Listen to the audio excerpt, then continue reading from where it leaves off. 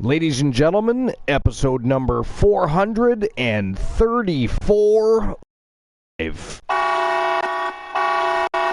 Let's go. Welcome to the season premiere of the Archerverse Wrestle Wars Genesis. It is going to be a thrill ride of an evening. I hope you're ready for a great time with a lot of epic, non-stop professional wrestling action, because it is going to be absolute fire in that squared circle tonight. The season premiere season, most importantly for the Archerverse, and I'm going to be talking about that in just a moment with our co-host. Invite him on the broadcast right now. We're not even going to wait one more second. Let's get the great Glenola on to episode number 434. Welcome to the season premiere, season 3 of the Archerverse TV, and of course the first episode of the new season, which is incidentally been rebranded a little bit, is now Wrestle Wars Genesis. We have a brand new arena tonight. We have a brand new video package to open the show. We're going to season 3, a monstrous bang, because tonight every single Wrestle Wars champion is going to be tested to the limits, and we're going to have a party while we watch those guys go to war in the circle. But Glenola, season 3, think about that for a moment. Season 3, like what? You know? Yeah, I mean, it seems like you were just coming into season 1, the Archerverse 1.0, and discussing the Wolfman and potential for more background with family. And I mean, so many conversations. And then here we are all this time later. And by the way, Severn now #1 contender for any championship of his choosing across 3 brands. And should we talk about that for a moment, by the way? Because last night, I think he set a record last night, Archer. I honestly do. No, I do. I think he did. I believe he set the record for the most matches in one evening. Was it possibly most draws in a single tournament? Well, that too. Holy shit. And no, that's a definite record. Draws to a single person. I mean, I'd have to go back and rewatch each of the rounds, but I'm almost certain that every single Wolfman matchup went to a draw. Oh, yeah. You know, at least 2 rounds, sometimes 3 rounds, because he went 3 rounds with Tenacious B as well. Yeah, so it's just like... But it was a fantastic night. Like, the season 3 hype last night was off the hook. Absolutely amazing. So many people stopped by, and we had some great conversations with some great lists last night. Dirt sheets were actually interesting for once, and it was some great matches. I mean, let's face it, the night was... Oh, it was a long night. And most of that is because of the resiliency of some of our superstars, mainly, you know, Alan Severn, the Wolfman. I don't know how he did it. I really don't, you know. All those draws, those grueling matchups, bleeding from basically every part of his body, and he still manages to go further 3 rounds after a grueling tournament with Tenacious B and beats him. Like, I was like, wow. It was just awesome. You know? All right, I can hear Stream Elements talking to me, so I'm going to go ahead and pop up my dashboard before I forget. Give me a moment here. There we go. I don't know what's going on in there yet because I just opened it, but I did hear. Is there anything being anything being said in there to know about? Oh, shoutouts. Okay, perfect. Thank you.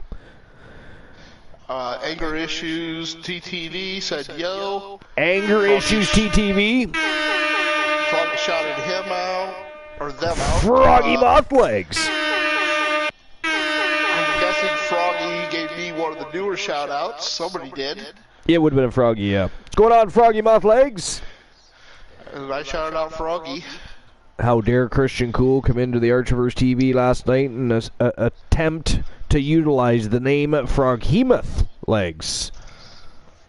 I know. What it do, fam? How dare he? That was a conversation that basically... It's pretty obvious. It's Frog, he, Moth, Legs. Right? That's what I'm saying. Very evident. So, yeah, but that was a bit of an ongoing conversation last night between Cool and I. It got to the point where we were both laughing because every time we'd say something, Froggy, did you catch any of that? Oh, hey, Archer, quick question. How we many should matches highlight are there tonight? 9 matches. 9? Okay. Yeah. So, Froggy, did you catch any of that? It was, I think it was near the end of the, I forget exactly when Cool came in. 2. But, that said, it was hilarious because we just kept going. Every time we would mention something to do with Froggy, he would say Froghemoth legs, of course, and then I would, of course, reiterate and call him Froggy Moth legs and give a different perspective, man of mine, of course, but, you know. But yeah, it was actually a very, very amusing evening. Matches were fantastic. Oh, okay, I was trying to figure out what was going on in the chat room, but it is you opening the betting line. So I was like, what is going on in there? But okay, that makes sense now. Hey, life. Going on, life is great.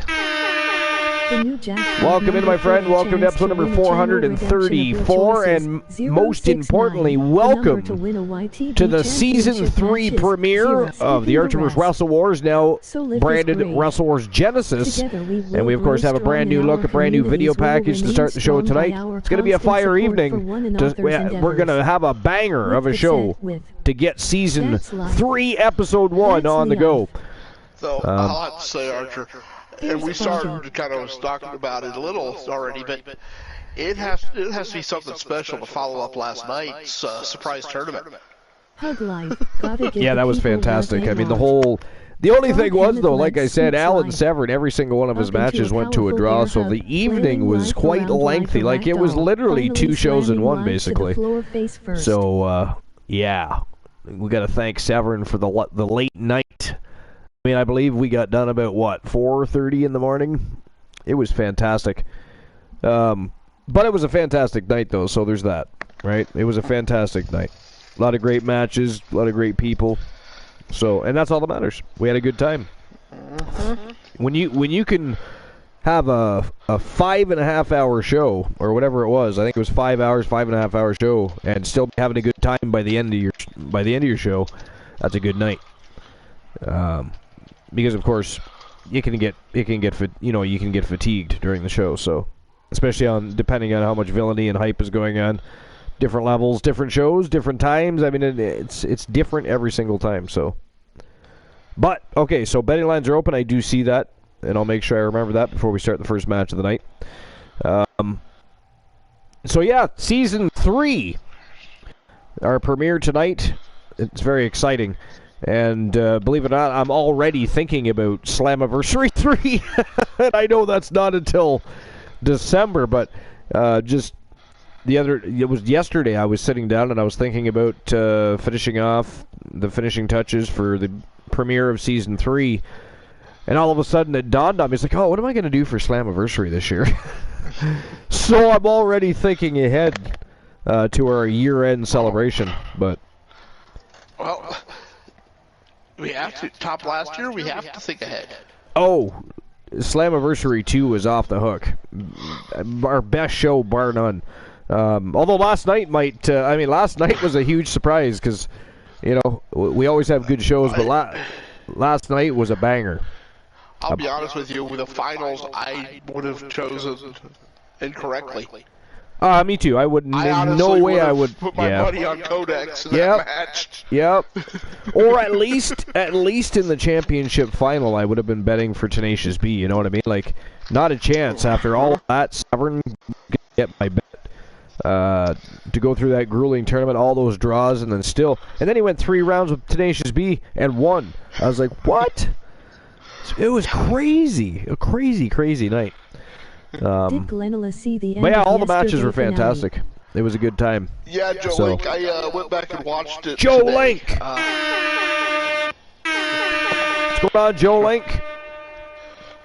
He stole it at the last possible second. He stole it at the last possible second. Yeah, he did. Literally, because Codex was gonna try. I believe he was gonna. Or wait a minute, I think. No, Tenacious B. Tenacious B almost tied it up at the very last second, but it was tied. Then 2 quick pins. Yep. And then they tried to get one back. He tried to get one back, but time was up.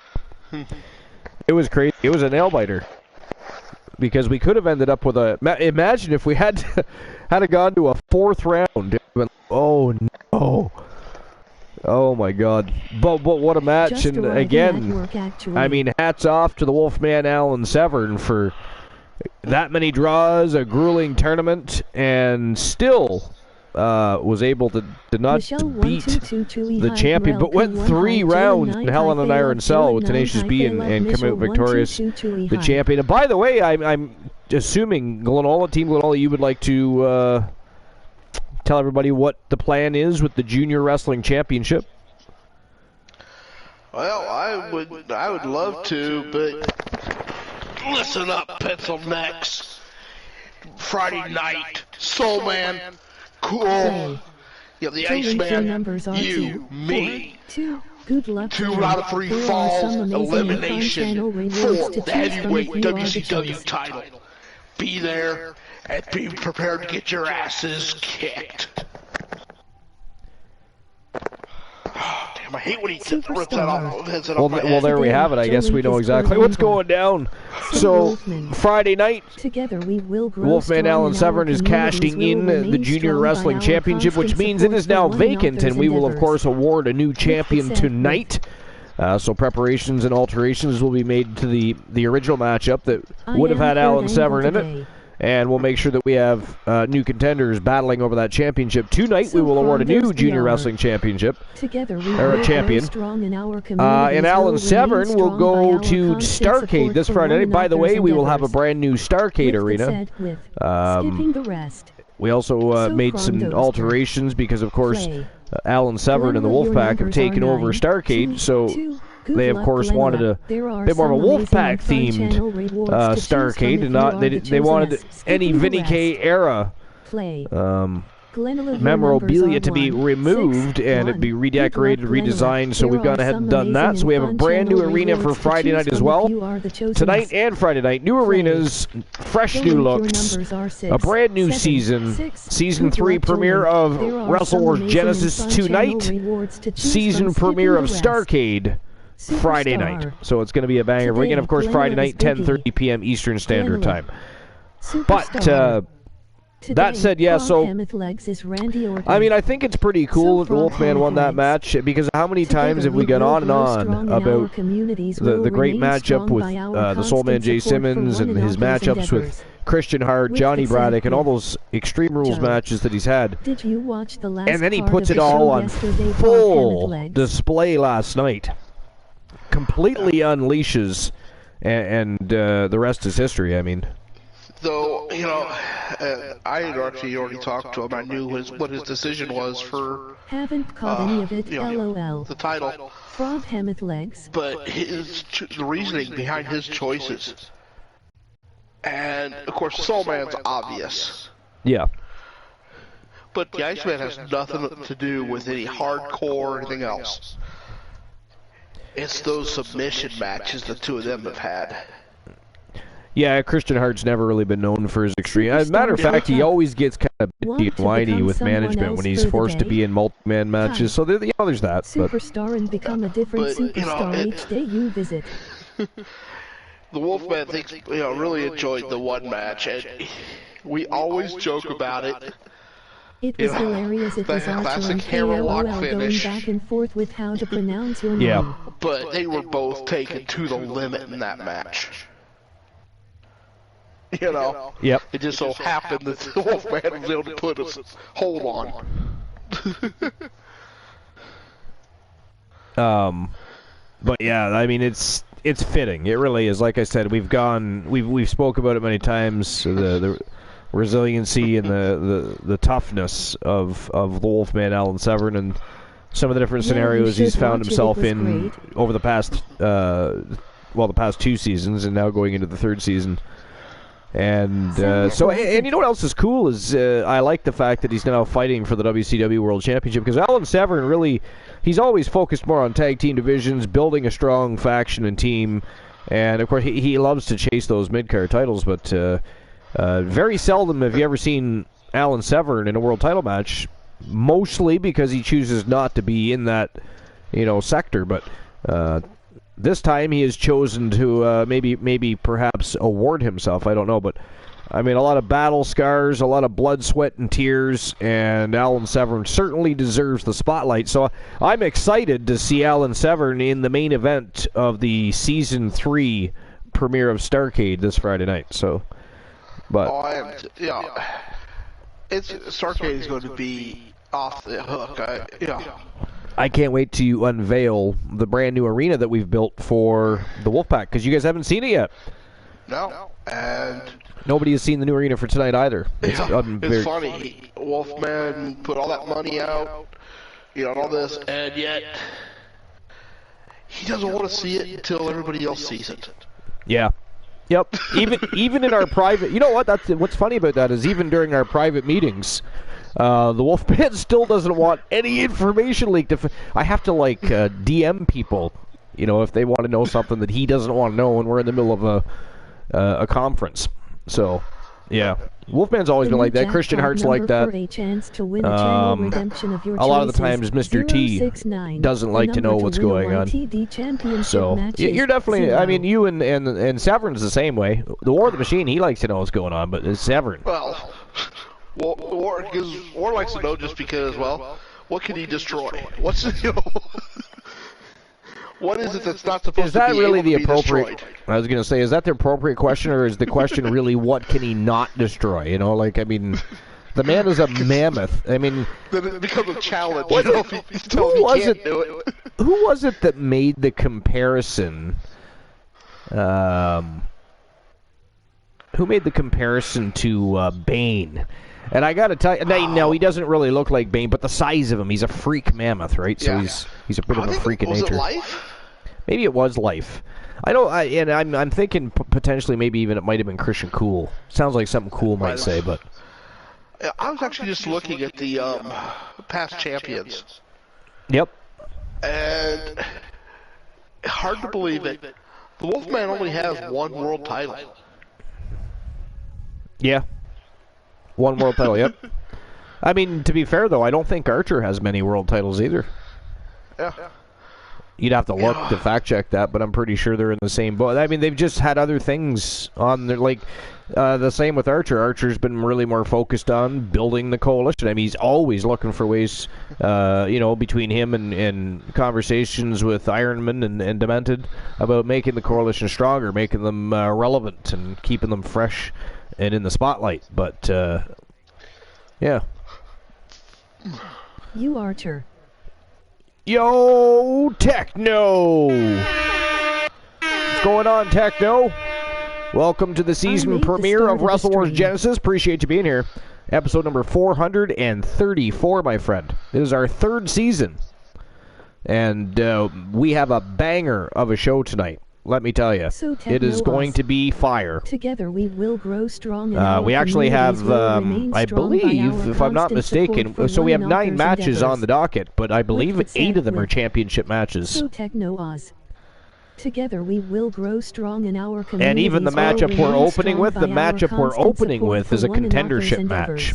So it is going to be a banger from the first match to the last match. List of champions from each respective brand. The YTD, if you include YTD Academy, Archer's got 4. Oh, sorry, Severn's got 2. Into the chat.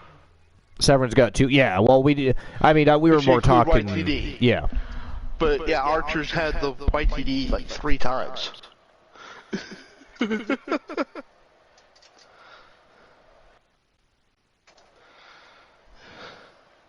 Yeah, Archer's had some interesting success over at YTD Academy. I remember at one point the fans had him on a chase of trying to take out all the monsters both on the rosters of Starrcade and Wrestle Wars. So he had fun with that for a while. But yeah, if you look at the main roster titles, though, I don't think. Yeah, so it was 1 each. Yeah. But. It's funny to think about the Wolfman, all the big matches he's had, and he's had title opportunities. And then you think about the number of times that he targeted somebody outside the ring, and they just fought the entire match. Who has had, I know it, but I just can't think of it off the top of my head. Who has had if you look at both the WCW and the Archerverse World titles, who's had them the most times? Together we will grow strong in our communities. I want to say will Reese remain and B strong for by some our reason, constant support but for I could be one wrong about another's that. endeavors. B. Henry had the title quite with. frequently there for a while.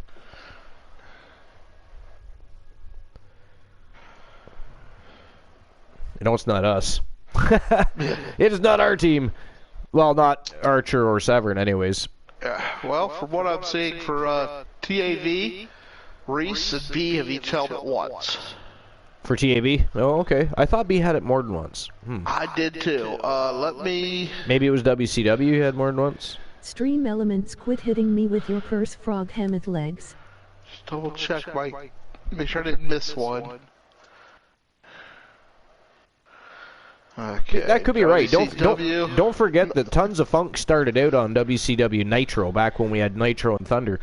Well, that's the thing. There's belts that may not exist anymore. Well, the ones that had short-lived history we didn't keep track of, right? We only have the history of the major titles, or the ones that we've unified that still have the history of the old titles. We didn't keep the history of every single title that existed. Looks like Reese has had 4 total. For WCW? Yeah, I kind of figured. B's probably had that a couple times. Total. Yeah, the one for, Wassup.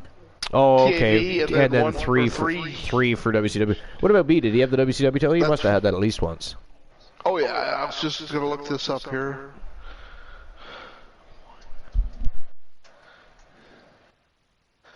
Looks like B's had it once for WCW, so he's had 2 title reigns. Interesting. Oh, wait a minute. No, I misread something. I missed something here.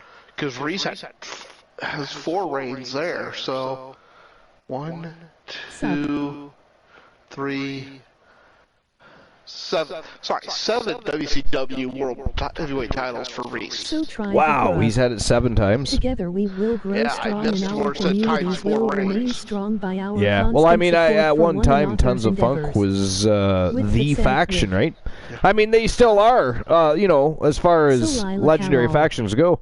But I mean, now you've got the Public Enemy, you've got the Coalition, you've got the Wolfpack, Weapons of Mass Destruction, you've got all these talented groups needs more and they themselves keep recruiting so much awesome talent. I mean, you can't really pinpoint any one team anymore and say, yeah, they're going to be the champions at the end of the year, because the talent pool is so deep. Tons of Funk in just WCW have had 10 World Tag Titles. Wow.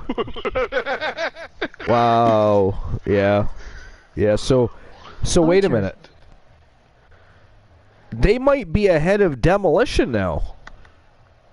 You'd have to check that, though, because I think Demolition has had WCW titles, too. And I know they've had the the TAV, I was going to say the Wrestle Wars. I think they've had the Wrestle Wars Tag Championships quite a lot. Yeah. But Wolfpack is at 9 on WCW. Wolfpack is at 9? I don't see Demolition listed at all on WCW. Really? Well, that's possible. They started out, so Demolition was mostly on Wrestle Wars. They did wrestle on Starrcade, but not as frequently. So let's just, I'm going to switch over to...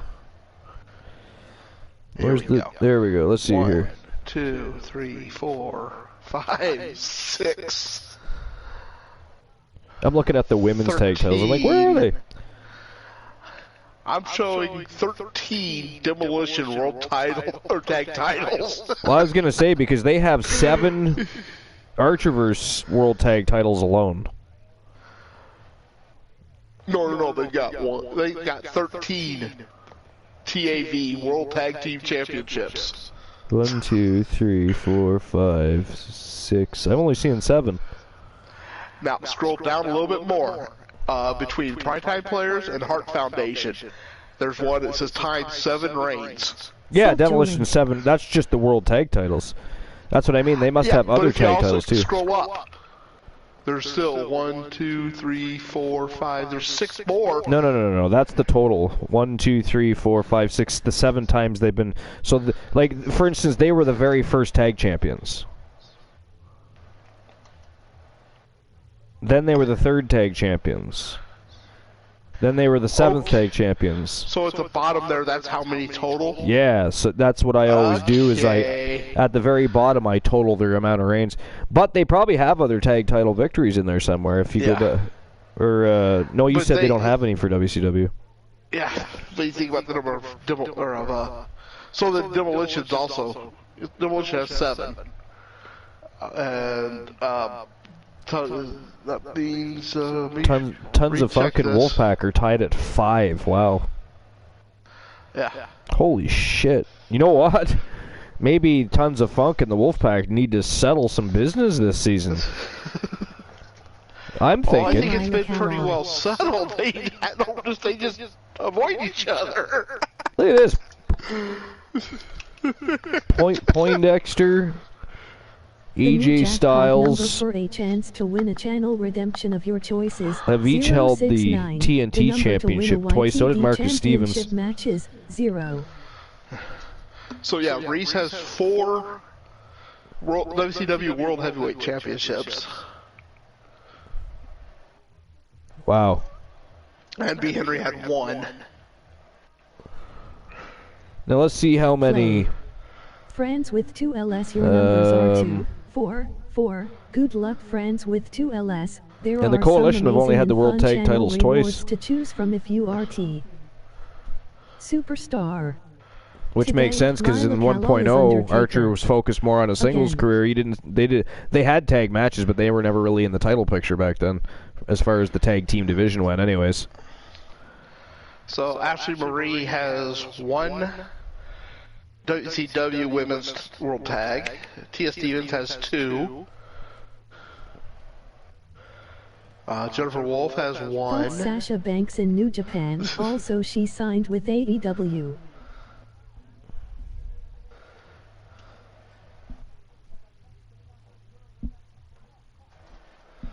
I don't think I've read anything to confirm that she signed with AEW.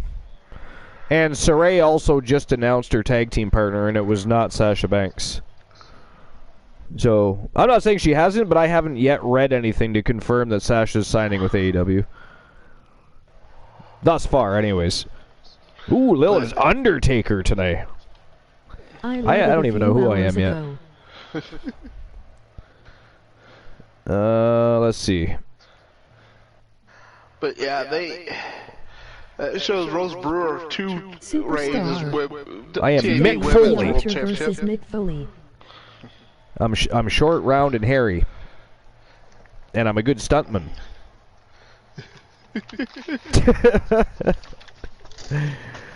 Okay. All right, so I think what we're going to do here is we've got people here to see a wrestling show.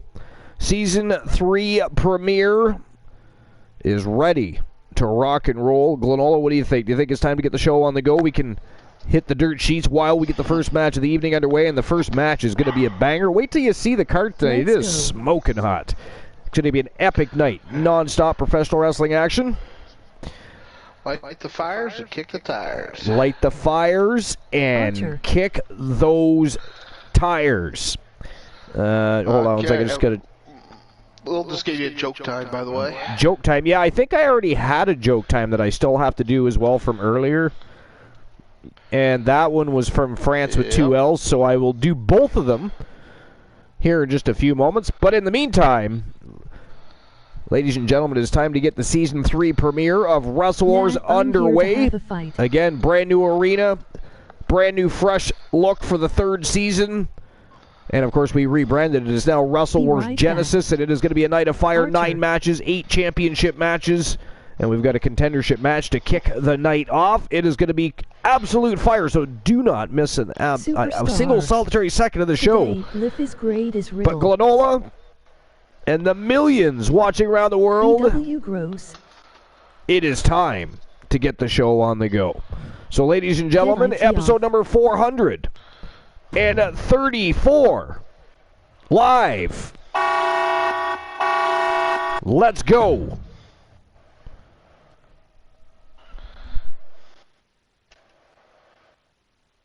I didn't do a. I'll tell you later.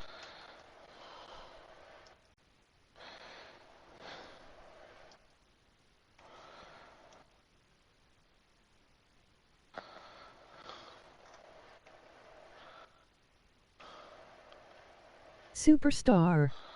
Today, friends with 2LS is Brock Lesnar.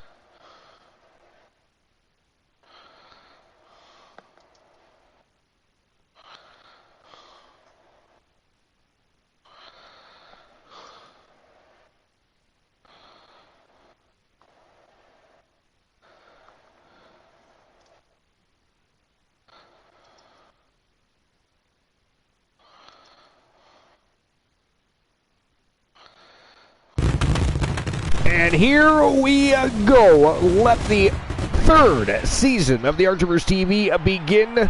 It is time to light the squared circle on fire. We're going to get things kicked off with a tag team championship contender matchup, and we're going to get to that in just a moment. Of course, Glenola has already opened the betting lines for the entire evening. But ladies and gentlemen, welcome to the Archivers Wrestle Wars Genesis Season 3 premiere. It is time to rock and roll. And the first night of the match, the first match of the night, rather, is going to be a banger. And I'm going to get the betting line for that open in just a moment. But here we go. To start the night off, we have ourselves a Trinado Tag Team Eliminator matchup between the Street Profits, Angelo Dawkins and Montez Ford. We got Truth and Consequences, the Hardcore Icon Tables, and Darby Allin, and of course, Big Sexy Kevin Nash and Scott Hall, the Outsiders.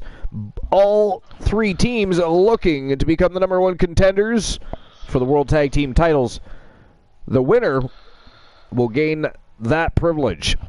That is the first match of the night, and that is coming up next. So let me get the betting line open real quick before we dive into the dirt sheets and anything else we're going to discuss. Like Glenola socks, for instance. How he needs to wash them and needs to put on a new pair. I don't wear socks. Oh, you're like Mr. T. All right, here we go. That's not the betting lines. I don't wear shoes unless I absolutely have to. Warm feet, warm body. It is healthier. Barefoot is actually not as healthy as some will have you believe. But it's more comfortable. Sometimes.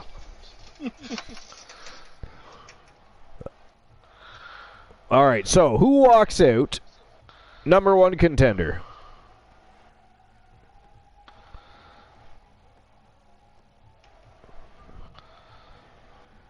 Is it going to be the Street Profits?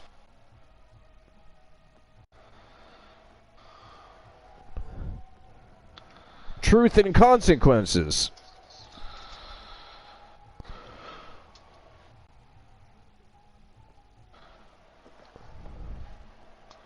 NWO.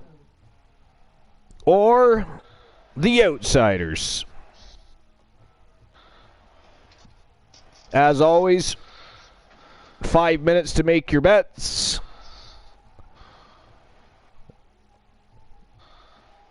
And there we go, ladies and gentlemen, the betting lines are open.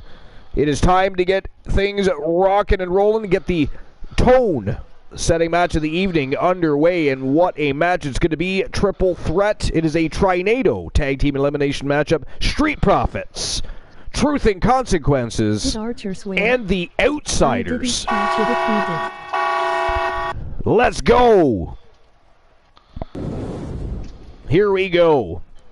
All right, and Glenola, before we dive into dirt sheets and any other discussions, I'm just going to quickly run to the facilities because, of course, after you exit the broadcast later, I'm not sure how often I'll have a chance to do that. So I'll be right back, and then we'll get into the dirt sheets and anything else we need to discuss. Like, you know, how it is that you have the patience to have Severn just swoop in, steal a microphone out of your hand, and completely overshadow your evening. I mean, you're there to do a job. He doesn't allow you to do that job. He just takes over and does what he wants at will. That's very interesting. So, but I will be right back. I'm supposed to stop him how? I don't know. That's a very good question. Very good question. Not the point, though. BRB. I think it is destined to deliver. And I'll be back with everybody, seeing what everybody else is seeing. Sort of had to reboot my computer, reboot the computer because it was lagging really bad.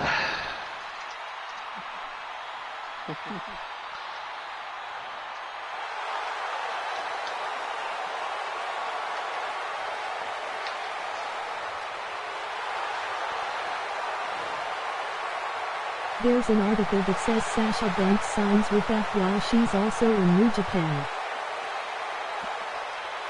And at a combined weight of 492 pounds, Angelo Dawkins and Montez Ford. You think Severn is one to be stopped? That man is a freight train. You see him coming, and bye-bye. Yes, sir. Here's the mic, sir.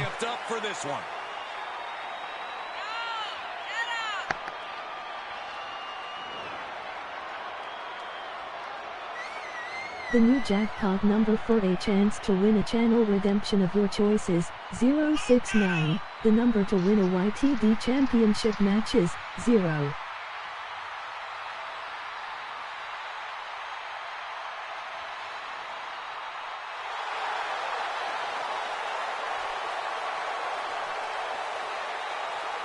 Also, guys, I would say that competing on Christmas has to be a tremendous thrill. I can't speak for what it's like to be in the ring, but I can tell you it's an absolute blast to be here at ringside on such a special evening.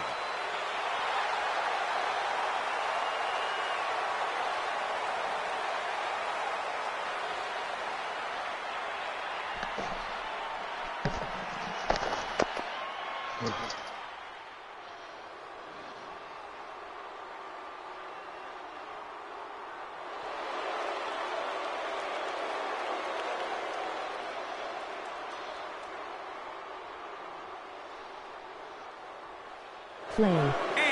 Lila Calorie numbers are 3, 9, 8. I've returned. All right, haven't missed a single solitary thing yet. Excellent timing. Outsiders still making their way to the ring. We're looking at some of the most intense competitors in all of WWE. Fantastic. I had to reboot the computer I was watching on. Oh, nice. Yep, you might not miss anything because they're still making their way to the squared circle, so. All right, so let's have a quick look and see what's going on with the dirt sheet. See if we can't find that information, perhaps about Sasha Banks. Let's see here. And here it is. Report Mercedes Moan, Sasha Banks signs with AEW. This is by Paul Davis, WrestlingNews.co. So, the worst kept secret since CM Punk's AEW debut has been confirmed. Daz and Steven Mulhausen is reporting that Mercedes Moan will indeed be Soraya's partner next week in Los Angeles when they face Dr. Britt Baker DMD and AEW Women's World Champion Jamie Hayter. This has been heavily speculated for a few weeks now, but there have been no hints given on Dynamite because they couldn't hint in that direction until she became a free agent, and she would not have been able to sign a contract until after January 1st. The former Sasha Banks debuted for New Japan Pro Wrestling last night at Wrestle Kingdom 17, which I still have to watch, by the way. In a segment with Kairi Sane, and they will wrestle for the IWGP Women's title next month in San Jose. The belief is that Monet will do some dates for New Japan Pro Wrestling, and her debut next week on Dynamite pretty much confirms that she is now under AEW contract. So that confirms what we were just told earlier in the chat. Was it Lil that said that? I'm just having a look here. Going back into the chat here. Oh, and I have joke times too. I got to do the joke times. I apologize. Let me get to that. Yeah, you know, getting Banks up what she pulled.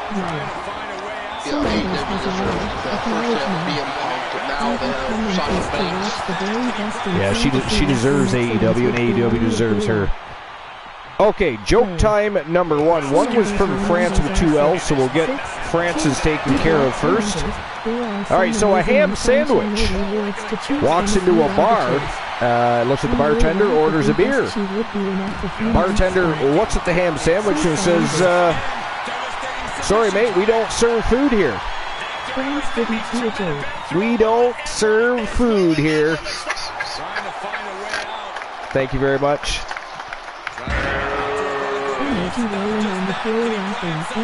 All right, here's one for, was the other one Lil? Did we confirm that? I believe so. Okay, so Lil, here is your joke time redeemed. Why did the Clydesdale, which is of course a horse if you didn't know that, why did the Clydesdale give the pony a glass of water?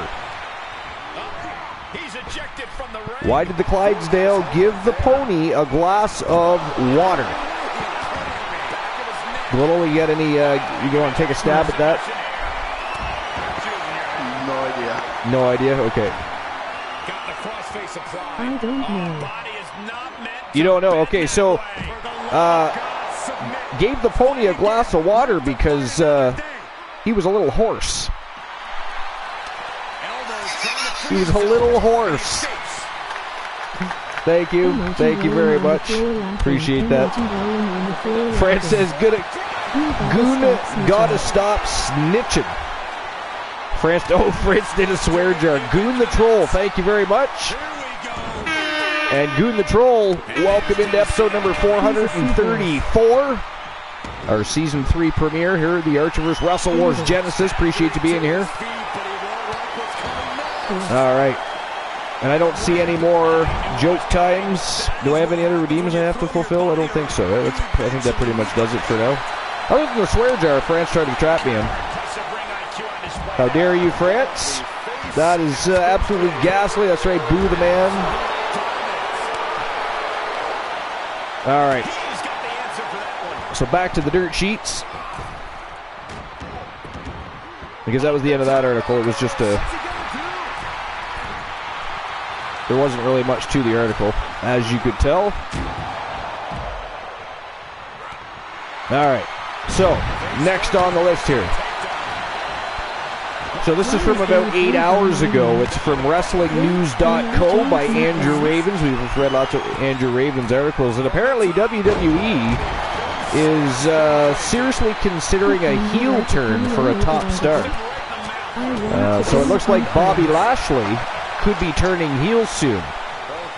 In recent weeks, WWE has been teasing a reunion of the Hurt Business, which they should have never disbanded. That was silly, poor timing. They were on the up and up. They were over with the crowd even as a heel faction, for God's sakes. What the hell were they thinking? But anyways, the reunion of the Hurt Business, Lashley, MVP, Cedric Alexander, and Shelton Benjamin.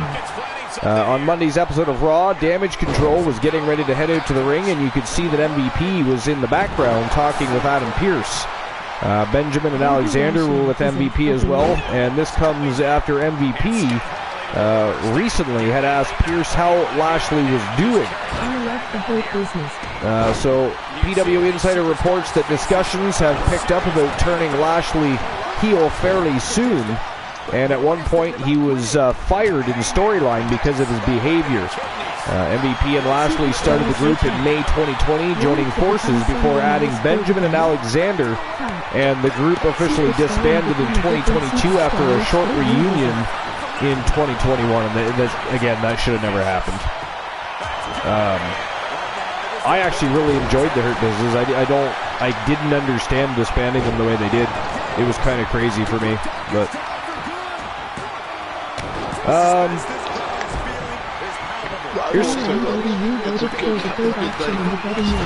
Lashley's always been a better heel than a face. Yeah, I love a heel Bobby Lashley, and you know what? That whole almighty Bobby Lashley gimmick works so much better as a heel. It's so much more obnoxious, and you know what I mean? It works better. And like you said, I think he is a better heel than a babyface anyways. I mean, I just find when he's doing babyface, the babyface routine, I just find it's a little bit awkward. I don't know if what's the word I'm looking for? Angelo Dawkins just got knocked the fuck out. He is eliminated from this match. So Montez Ford in there all by himself against a bunch of savages. Looks like Kevin Nash is about to get ripped off here, though. Had him down for about a 5 count there. Referee took his time getting back into the ring. So Montez Ford was able to kick out. Anyways, here's something from about 15 hours ago. Again, it is WrestlingNews.co. This time it is by Michael Schrute. And it says Fred Rosser on what Vince McMahon told him when he came out. Why New Japan Pro Wrestling Strong was important to him, and Nexus, why he hated the original NXT, and Bob Backlund. Not that he hated Bob Backlund. Bob Backlund is just part of the conversation. So in an exclusive interview for WrestlingNews.co, Fred Rosser, former WWE star Darren Young, for those of you that don't remember, spoke with Stephen Falls, 10 count, and it says scroll down to watch the full video, but you're not going to be able to do that. Rosser on what it means to be the New Japan Pro Wrestling Strong Openweight Champion. He says, it means the world to me because it's my first major singles championship. Said, I held the tag team title with Titus O'Neil in WWE. I'll never ever forget that moment. And now being the Strong Openweight Champion, it's like New Japan is scared to me, or sacred to me. That's what it means to me. It's sacred to me. And you know, when something is sacred to you, you treat it differently. You know what I mean? Whether I'm champion or not, 20 years in the business, September 11th, 2002, I've been rocking and rolling, and I still get to the building early. I don't want special treatment, meaning staying in fancy hotels and stuff like that. Let me stay with the Young Lions, the New Japan Young Lions, so no special treatment for Mr. No Days Off. On how important it is to represent New Japan Pro Wrestling in America. He says, it looked like Tables was just eliminated. Wow. And now, is Darby Allin still in the match, or is he been eliminated too? Are we down to the Outsiders versus Montez Ford here? Is that what's going on? Where's Joe Link? Joe Link! Joe Link! Joe Link! Joe! We have questions that need answers, Joe. Where is Joe Link? Life, do you know what's going on? Is anybody else paying attention, or are you busy listening to the host of the most and the co-host of the most? Which, of course, you should be. How dare you if you're not? Wow, that answers the question right there, because Montez Ford just got knocked out. So, ladies and gentlemen, the winners of the Trinado Elimination Style Tag Team matchup and new #1 contenders to the Archiverse World Tag Team Championships, Big Sexy Kevin Nash and Scott Hall. They are the Outsiders, and they are your victors. All right, never mind, Joe Link. How dare you be tardy with your response? That's right, boo the man. Froggy must be here. That was right on cue, Froggy. You're getting good with that. All right, so let me issue the payout for that before I jump back into that article. That's a bit of a surprise to me. I actually thought, because Truth and Consequences have been doing great over at YTD Academy, I thought they would have come in with a little more... Thanks. I mean, not that they didn't do well in that match, but I actually was rooting for them, kind of. I think if I was to be betting money, I would have bet on Truth and Consequences there, and I would have lost. So there's that. But, all right, here we go. I voted Outsiders. So the Outsiders, or the Tagi Outsiders, you gotta love the betting lines around here. Always spelling errors. Almost looks like I'm typing them. Right? All right, so here we go. On to the next match of the evening. Here we go. First championship match of the night. This is for the Women's Pure Wrestling Championship. It is a tables, ladders, and chairs matchup. And look at the Vixen villains in this battle.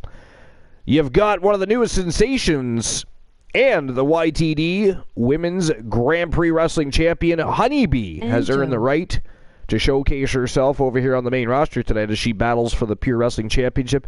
But look at this. We got Ashley Blackheart. From Team Soul Embers, we have the Viking Rose Brewer, the winningest superstar in Archerverse history. From Team Distinct Conan, of course, the reigning and defending Women's Pure Wrestling Championship holder. She has yet to decide whether or not she's going. Well, she better hurry up because, I mean, well, actually, she has no choice. She has to win this match before she can make any decision. But she has yet to cash in the Pure Wrestling Championship. Of course, when you're a holder of the Pure Wrestling Championship, you can challenge any champion on either Starrcade or Wrestle Wars. Unlike the Junior Championship, which gives you access to any championship on any of the 3 brands, so they are different. But tonight, because she has not cashed it in, she's forced to defend that championship, and it is going to be a war with Honeybee, Ashley Blackheart, and the Viking Rose Brewer all gunning Shake the chicken first. for her What championship. To Looking to dethrone Erica Ann Smith. That is the agenda for all 3 of those Vixen villains tonight. So let me get the betting line open for that. So who walks out Pure Wrestling Champion?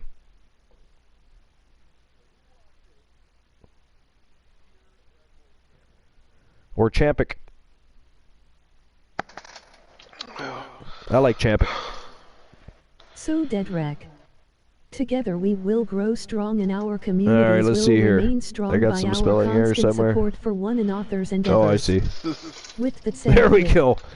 Good intro, Drek. All right, so is it going to be Honeybee, the newest YTD sensation and the Grand Prix Women's Wrestling Champion? Ashley Blackheart, perhaps? Former Women's Wrestling Champion? I'm going to go take a shower. I'll be right back. Sounds good. If I mean, we have were to get considering on the broadcast, I will. asking if you would do so. There was a foul smell, and, you know, it was traced to you, so. Rose Brewer from the Wolfpack, of course. Or the reigning defending champion, Erica Ann Smith.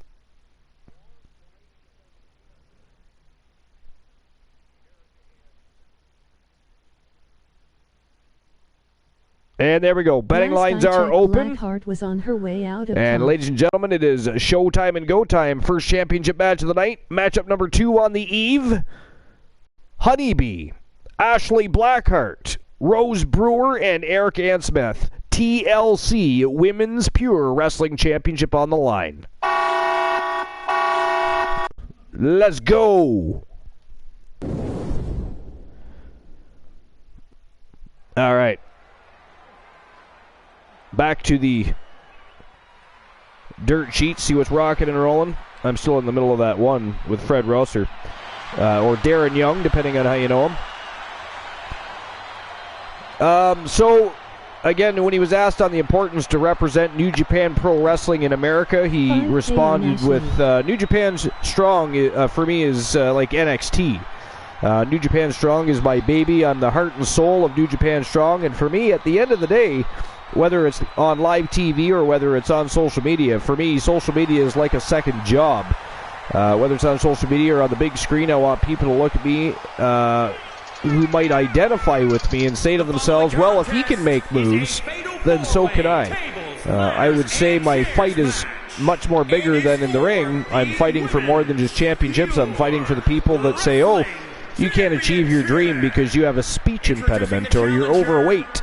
I'm fighting for those people that if they want to live out their dreams, then so be it. And that's what I'm doing right now. So I want to be a representation. We need more representation, whether you're gay, straight, or it doesn't matter. When I won the championship a few months ago in Philadelphia, it didn't matter whether I was gay or straight or African American. It didn't matter. The people were rooting for me. The people were invested in the story, and that's all that matters to me right now. On the reaction from the WWE locker room when he came out, he said, yeah, it's always a good question to ask me. I always say every day is a coming out experience, so whether I'm doing this interview or whether I'm sitting at the airport or with someone who looks at me and says, oh man, this is a big guy, can we can talk at the airport. I tell them who I am and immediately Google me. So that's why I always say every day is a coming out experience. So from guys like Randy Orton, who I still communicate with to this day, Mark Henry, Sheamus, Titus O'Neil, and a plethora of superstars, they made it a lot more easy for me to walk into a locker room. I will always say on social media, anyone that doesn't have that support system, whether it's in the family or their friendships, be a part of my family on social media. My social media is an open diary to the world, so anything I ever post or talk about always comes from the heart, with the intent to motivate and inspire the masses. So I always say every day my feet touch the ground, and someone's counting on me to share my story on social media, but in all, the WWE supported me, and we still communicate. But my goal right now is to knock it out of the park with New Japan, and New Japan strong. Now he says it was Vince McMahon that actually reached out to me when I came out publicly, and we talked for 20 minutes, and it was really genuine. He said about how one of his best friends, Pat Patterson, God rest his soul, was also gay. It was a good talk, you know what I mean? And I'll never say a bad thing about Vince McMahon, because a lot of people don't know he was the one that gave me the opportunity with Bob Backlund. Tag teams don't last forever. You can say what you want about Vince McMahon, but when I proposed the idea of teaming with Bob Backlund, he listened to me. He saw my visuals, he saw my ideas, and I sold them on it. And we ran with it. I just always say it's just unfortunate that people that work with Vince McMahon or under Vince McMahon didn't have my back, you know. But it is what it is. It was a time of my life being with Bob Backlund, and Vince McMahon gave me the opportunity to do that. So yeah, Vince McMahon had said when I came out publicly that he didn't want it to be a storyline, and I said to myself, well, I'm fine with that, as long as I can be myself and be comfortable. And at the end of the day, that's what it's all about. I don't have to do wrestling promos like this tough guy voice to sound tough and sound masculine anymore. Steve and I don't have to talk like that. I can talk like myself, like I'm talking with you right now. So on why he was proud to be part of New Japan Pro Wrestling Strong, he said, I'm proud of my moments with WWE, but the thing about New Japan is that they have given me the opportunity, and it didn't matter whether I was gay or African American or anything. I was always saying during the Olympics, when my family was rooting for other countries, I was like rooting for Japan, and my family would always be like, why are you always rooting for Japan? I said, because New Japan were the first to put me on the marquee before WWE. So that's very meaningful to me. For me, there's so much more wrestling, there's so much more content out there to be a part of New Japan Strong, and to be up on the marquees amongst some crazy talent.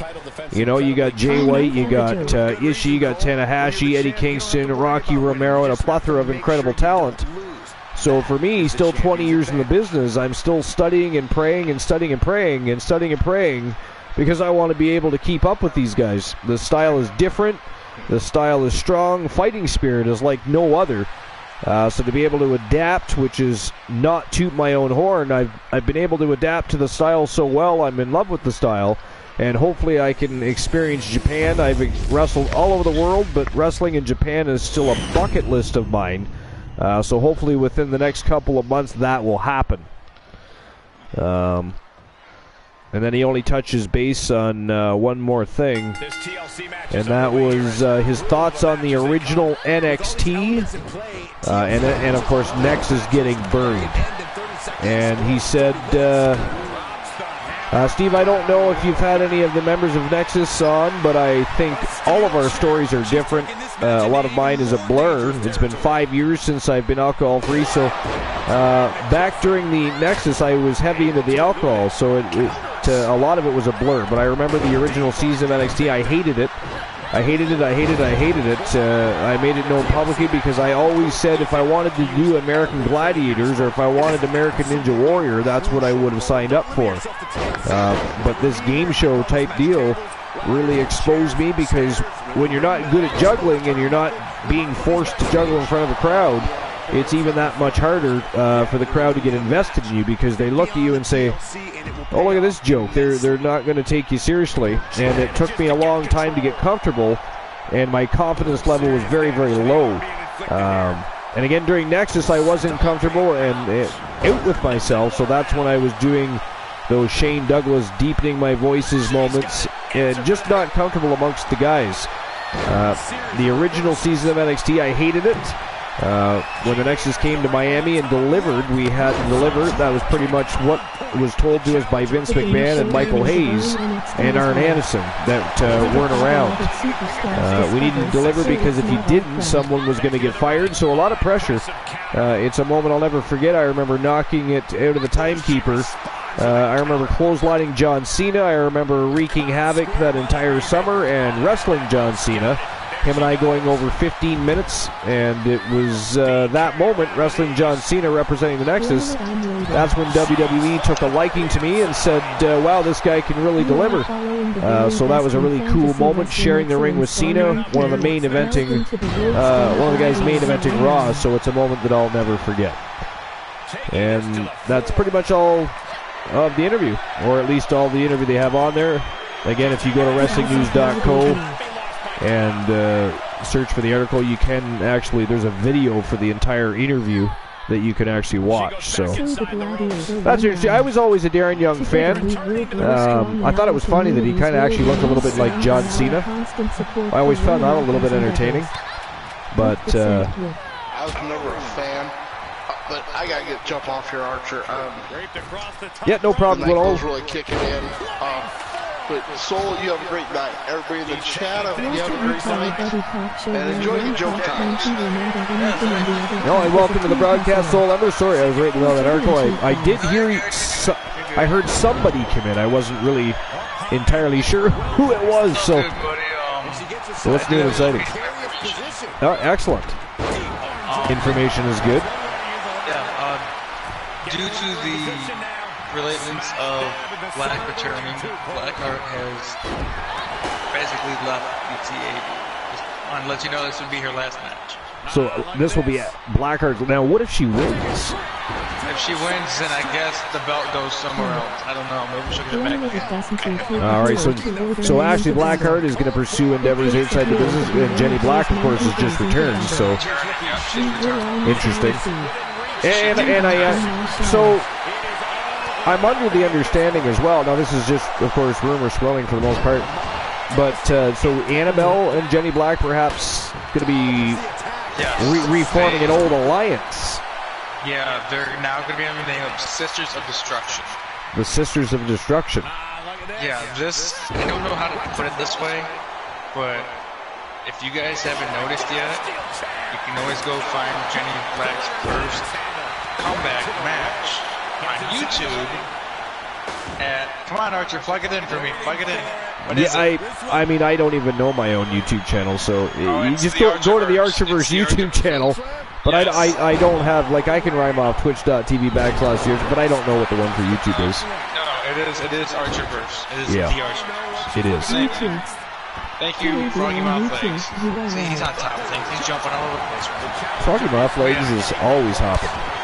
But if you haven't noticed, I'm not going to say nothing. Archer, you already know about what I'm about to say. But there is an Easter egg right on Jenny Black. I'm not going to say where it's at. I will say it is visible from naked eye. We'll definitely leave that to the for surprise for the audiences and the masses. They can see if they can't spot that Easter egg. Oh, I know.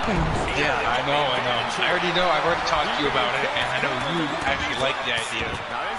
The Ashley Blackheart thing, though, that threw me off because I leading up to tonight and of course booking the match, nobody had said anything to me about Blackheart pursuing other endeavors. But I'm not surprised. I know she has businesses outside the. I understand that. She's gotten busy quite a bit, and since her mother is coming back and Bubba is still around, it's only fitting that she can leave in peace. If she wins, she wins. If she loses, she loses. It's all right. Her mother is here. Her aunt is here.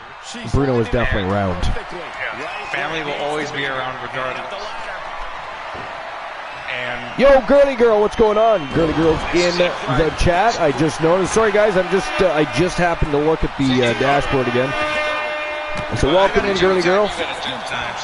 Do we both have joke time? Son of a bitch, who did that? know. Yo, Dadrex in the house. I thought I heard you say something about Dadrex. Man, I'm way behind. It's because of that article. It was quite lengthy. No, it's all good, man. I was sitting here listening. Sitting here listening to it. I mean, it was interesting. Don't get me wrong. It was just a lot more lengthy than I thought it was going to be.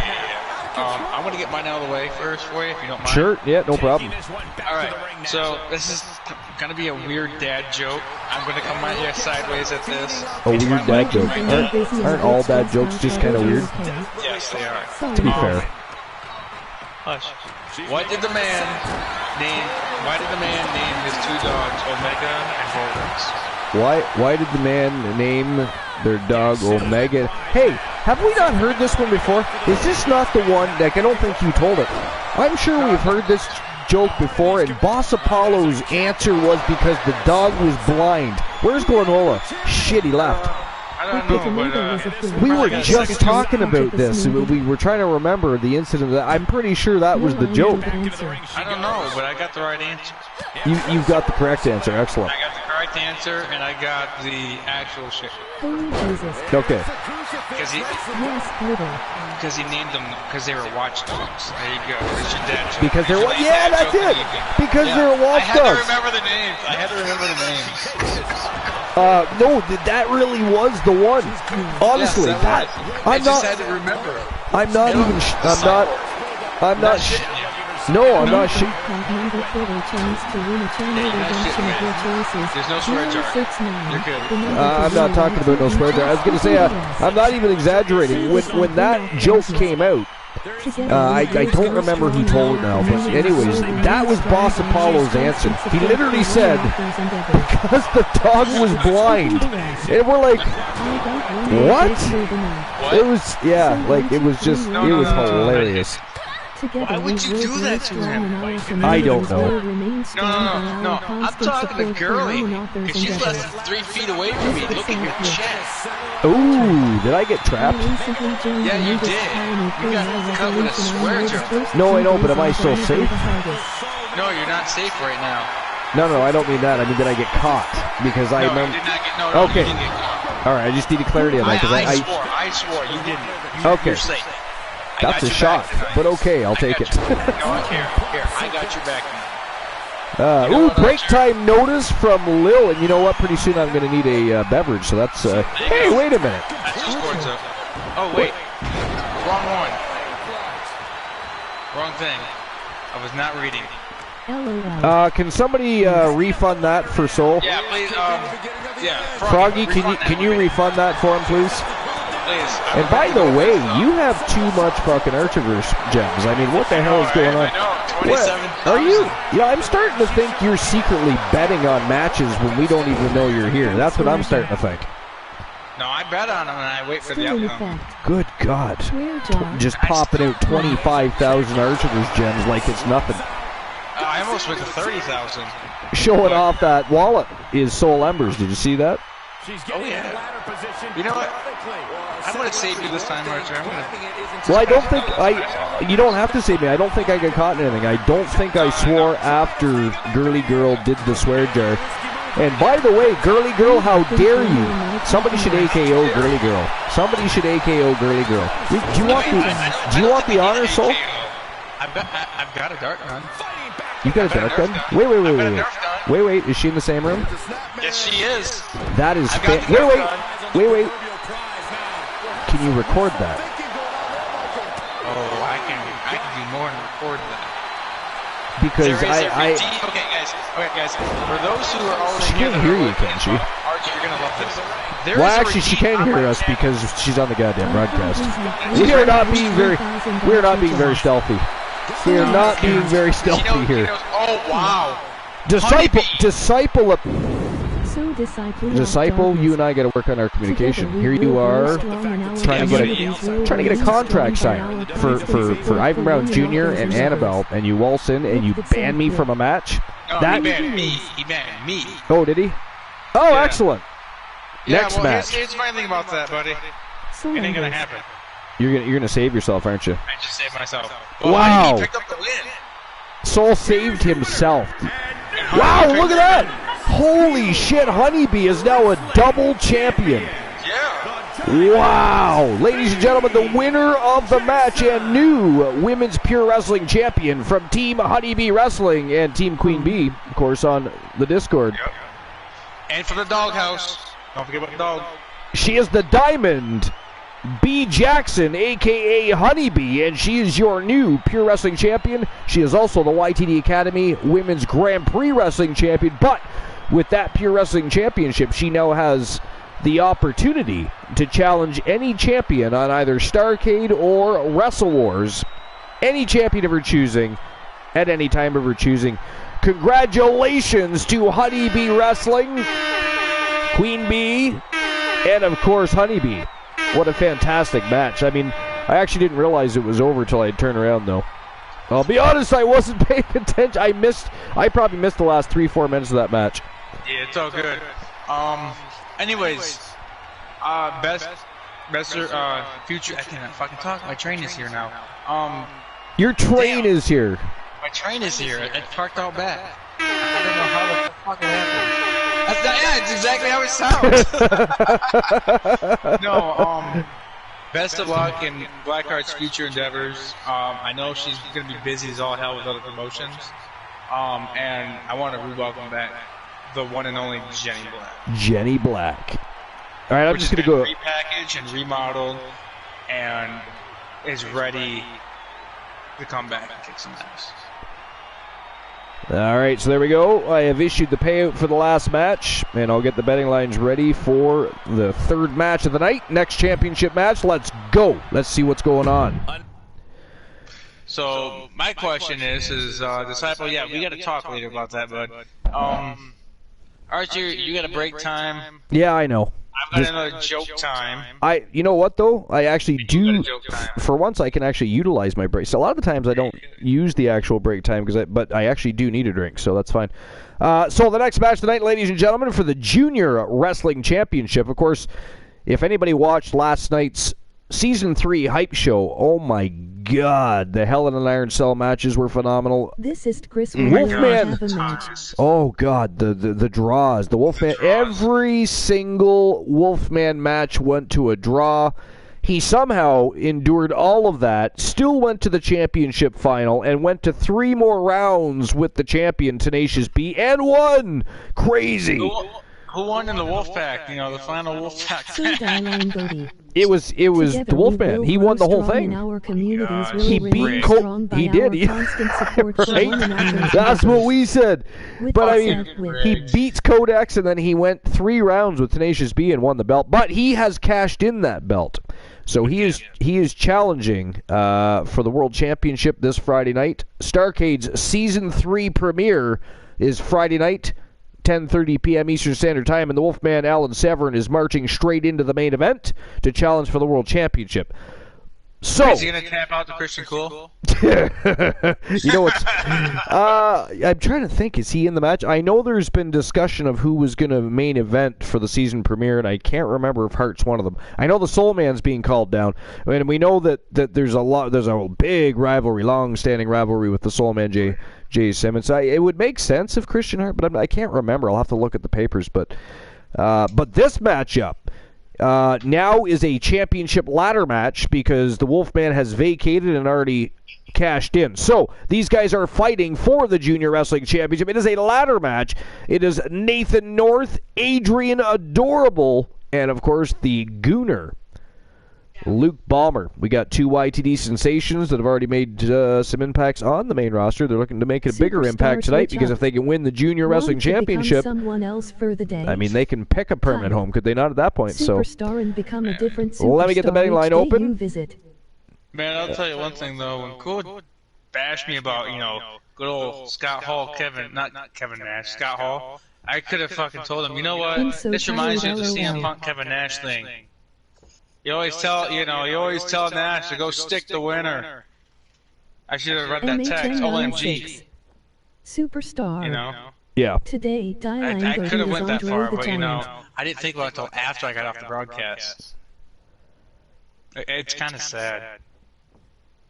Superstar. All right, here we go. Betting lines are opening up right now. 5 minutes, as always. And could you guys all stop giving Soul Embers Archiverse gems, please. Like, beat him.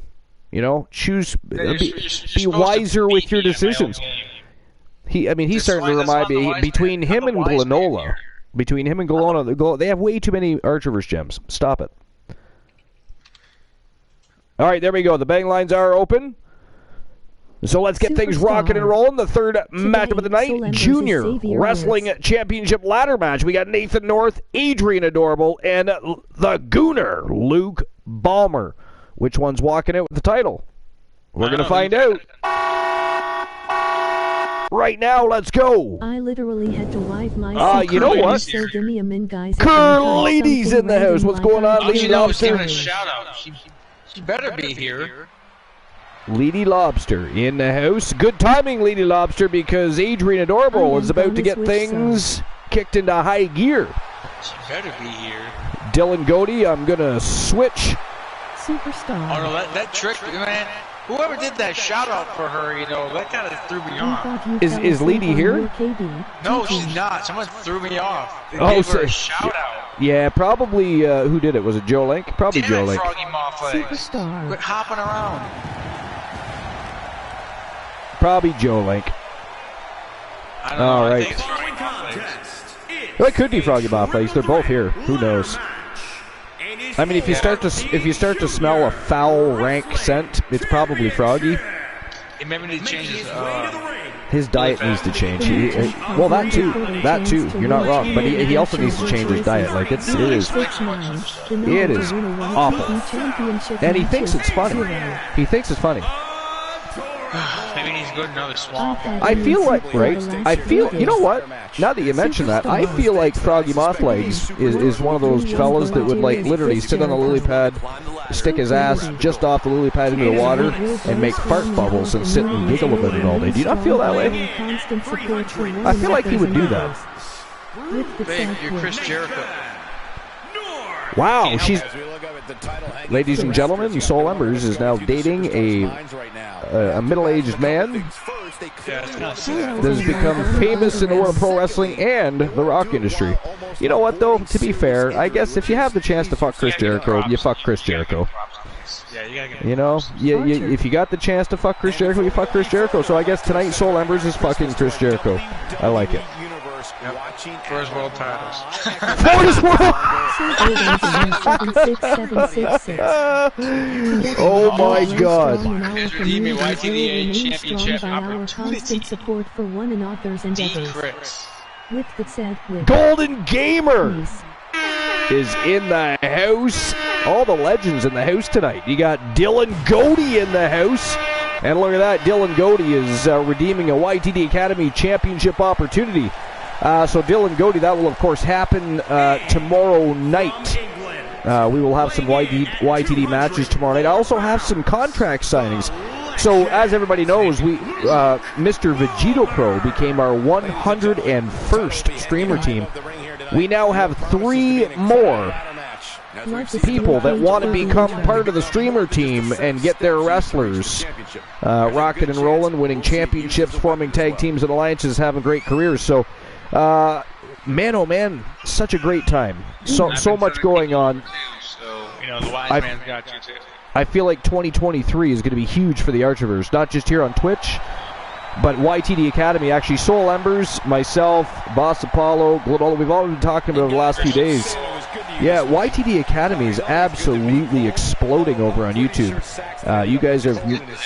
It is fantastic. I mean, some of the storyline ideas coming out of there, the matchups, not just with newcomers coming into the Archiverse, but some of the people that were struggling on the main roster have come over to revitalize themselves a bit. I mean, the matches, the storylines, the angles, it's been epic. And people are really enjoying themselves over on YouTube. And I got to thank all of you guys, because you guys are not just supporting the Archiverse TV here on Twitch, you're going over to YouTube, you're subscribing. We're now up to 407 subscribers. We've literally gained 405 subscribers since I think when you started. I mean, we haven't even been utilizing YouTube that long as far as a platform for the Archiverse. So I want to say six or 7 months, and my YouTube channel my YouTube channel was inactive for over a decade. I hadn't used it since I did podcasts back in my e-fetting days. So I actually was monetized on YouTube at one time. It was way easier, by the way, to get monetized back then. All you needed was like 50 subscribers, etc., kind of like Twitch, but... yeah. So now it's a little harder, but I didn't use it for a decade, so I lost my monetization, and so now I'm looking to monetize again. But we've 405 subscribers in the last 6 to 7 months. The viewership, people are watching the old shows, they're watching the old matches, they're watching the new matches. Some of them are getting regular views, some of them are getting hundreds of views, some of them are literally getting thousands of views. It's a lot of fun. 2023 is going to be a road trip for us. We're going to have a great time, I promise you. Sure. He says, gonna go to the concession stand to grab a drink. So, do you need anything, Archer and Soul? I'm good with drinks. I know Archer's gonna probably want coffee later. Wait a minute, who says this? Oh, Disciple. Well, actually... Archer, I gotta go to bed. Got school on the 9th. Gotta fix my sleep schedule. All right, Golden Gamer, well, thanks for stopping by. Appreciate you either way. You're an epic member of our community, and we appreciate you for stopping by before you head to bed. So enjoy your sleep. We'll talk to you, I'm sure, tomorrow. And by the way, Golden Gamer, I was lurking on your channel today while you were streaming. I was actually busy doing some things around the house, but I did pop in and lurk for a little while. Always a good time over at your channel checking out your content, so I just want to let you know I was there. I subscribed. You now have 407 subscribers. Dylan Godey says, I subscribed. You now have 407. Yeah, that's what we said, 407. What I said was we've gained 405 subscribers over the past 6 to 7 months. Yeah, because I literally... When I started utilizing my YouTube channel again, I literally only had 2, for some reason, still had 2 subscribers that stuck around. But we've exploded from there. And our watch time hours going way up. Yeah, have a good night, Golden. But yeah, you guys are amazing. I'm telling you, man, we have one of the best communities on Twitch. And because, and you know the fun thing, what I've been discovering more and more lately is... because what was that? Oh, your mic cut into there. Okay. I thought. Oh, okay. I thought maybe somebody else was joining us. I was like, whoa, that was loud. Like do you remember when I had eardrums? I did enjoy being able to hear, but. It is a follower's fault. I'm surprised he's not here yet. He was going to join us for a bit when he got back home, but I'm not sure what he's got going on. I'm not sure how long it takes for him to... Probably. He's taking over for... Yeah, he's... Oh, by the way, so One Woozy TV actually sent me some pictures of his progress, right? So Woozy is on an adventure. He has moved to Chicago, Illinois to live with his father, and the intent is to get him healthier, to get him in better shape, and... his is he not? That's awesome. No, he's not. So maybe you guys should hook up at some point. But what I was going to say was his progress is absolutely phenomenal. Now I don't have the permission to show anybody. If I do get the permission, I'm going to post those pictures on the Archiver's Discord because he in just the last few months. The immense change. He's already lost a pile of weight. He's feeling better. He's getting healthy, and I am proud of One Woozy TV, so if we could get a round of applause and some congratulations in the chat room for One Woozy TV, because, you know, it's right, and, you know, just since he started being a community member, the level of confidence and his esteem, and, you know, he started streaming, right, and and there's no silly cool, but there could be a silly Archer moment right now. A silly Archer moment. Yeah, apparently. I am not a co-host. How dare you?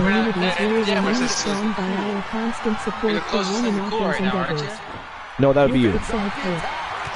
There's your moment. There's your silly moment right there. Take that. But yeah, if we can get some congratulations for One Woozy TV, it is not an easy thing. Especially when you were in the position Woozy was in. He was becoming quite a large fellow. And believe me, he is he's struggling. I guarantee it along the way, but he is putting the work in, and he's starting to look fantastic. And I've already personally congratulated him because he personally messaged me and, of course, sent me some pictures of his progress. And again, once I get permission to actually show you guys, I want to show you guys because you will be proud of him. You can't help but to be proud of him because you can see the change already, and it is super fantastic. You know, I love it when people want to get healthy and they start to take themselves more seriously and realize that you guys are all beautiful people. So if you want something... Would you mind getting a hold of him for tomorrow? I really like have him come on in and stop by for a moment. I've got a message. Wait a minute, Golden Gamer changed his colors and freaked me out there. He's purple now. Don't change your colors now, don't you? How dare you, Golden Gamer? I literally thought, I was just about to say, wait a minute, why does somebody have Golden Gamers? But no, it is Golden Gamer. I don't know.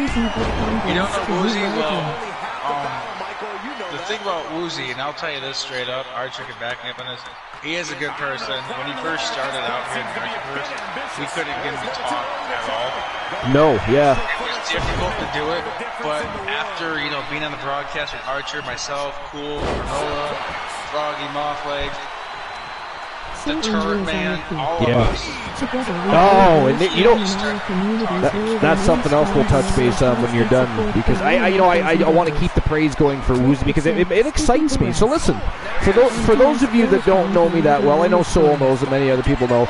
I've been in athletics and fitness for my whole life. I've been a martial artist now for 37 years. I started training when I was 8 years old, and I have helped people with weight loss. I have watched people struggle, and I have seen the amount of work people are willing to put in when they finally get serious about themselves and realize they matter, that they are beautiful human beings. And it's something I really enjoy in life. It's something I'm going back to doing soon, actually. I'm going back to teaching very, very soon. And I love watching people blossom, come into their own. And I'll tell you, martial arts is one of the best things you can do for yourself. Not just to learn to fight, not just to learn cool moves and techniques. It's not Cobra Kai. This is real life, folks. Martial arts is literally, and this is not an exaggeration, martial arts is literally the best exercise on the planet, bar none, period, because you are literally utilizing every muscle in your body if you are taking your training seriously. But you also gain knowledge, you gain respect not just for yourself but others, for different ethnic groups, you learn about you're learning about different languages if you take it seriously. There's a lot of different reasons to enjoy martial arts, and none of it has, I'll tell you right now, a lot of it has nothing to do with the violence you get to learn, and that is fun, don't get me wrong. I do quite enjoy that. Anybody that knows me knows that I do like to You like to poke the bear. I like to poke the bear. I've got a lot of different types of weapons that I like to play with, and I've learned a lot in 37 years, believe me. I've learned a lot, and it's been a lot of fun. I've met a lot of really great people. I've talked about it before. I've even met people like Jean-Claude Van Damme. I've met George St. Pierre. I've met Bob Wall. For those that don't know who Bob Wall is, he was the person that played O'Hara in Enter the Dragon with Bruce Lee. I sat and had a conversation with him and got my picture taken with him. Actually, I'll post the picture of me and Bob Wall. I've already done it, but it's probably way back. I'll post... Yeah, I will post the picture of me and Grandmaster Bob Wall on the Discord later. A fantastic human being. Has some really cool stories. Not about just about Bruce Lee, but about other people. Wow, Adrian Adorable did it! Holy shit, that is the second time Adrian Adorable has managed to grab that title. Ladies and gentlemen, the winner of the match and a new Pure Wrestling Champion from Team Curlini. The mouth of the South, Adrian Adorable is your victor. Whoa! Oh, fuck. I forgot. Time was up. Was it up? Oh, okay, it was up. Okay. Oh, you had me sweating. I need a towel and a drink of water now. How dare you? I thought because I was like, I was literally just thinking I'm doing good with the swear jar. And then I swore, and I thought, and then you said something. I was like, oh no. Yeah, And by the way, who was it that did that shit? Was it Glenola? Gurley. Gurley. I tried to stop her. Gurley, I know you can hear me. Matter of fact, you were in the chat. I know for a fact you can hear me. How dare you? You know what, Soul? I think maybe it is time to AKO Gurley. You should do the honors, actually. I don't have permissions, man. It's a command. You can do it. Or is it only a mod command? I thought VIPs. It's only a mod command. You're a VIP. You should be able to try it. I mean, let's be honest. At this point, you're actually AKOing Chris Jericho. It's no big deal. Yeah. You don't have to feel bad about yourself or anything like that. It's a mod thing. It's a mod thing. See, that's what you get. That's what you get for being a VIP. Hey, you know what? I'd rather be a VP than a mod. Dylan Goody, reluctant compliment from the co-host. So, Dylan Goody, how that works is you get to say anything you want to Soul Embers, and Soul Embers has to respond with the utmost pleasantries. Has to blow smoke and sunshine up the buttocks. In other words, I gotta kiss your ass for what the fuck you're gonna say. So just take some time, figure out what you would like to say to Soul Embers, like tell him to fist himself with a very prickly cactus, something like that. And then he can respond with whatever it is he decides he wants to, respond with as far as, sticking his lips to your butt cheeks. Yeah.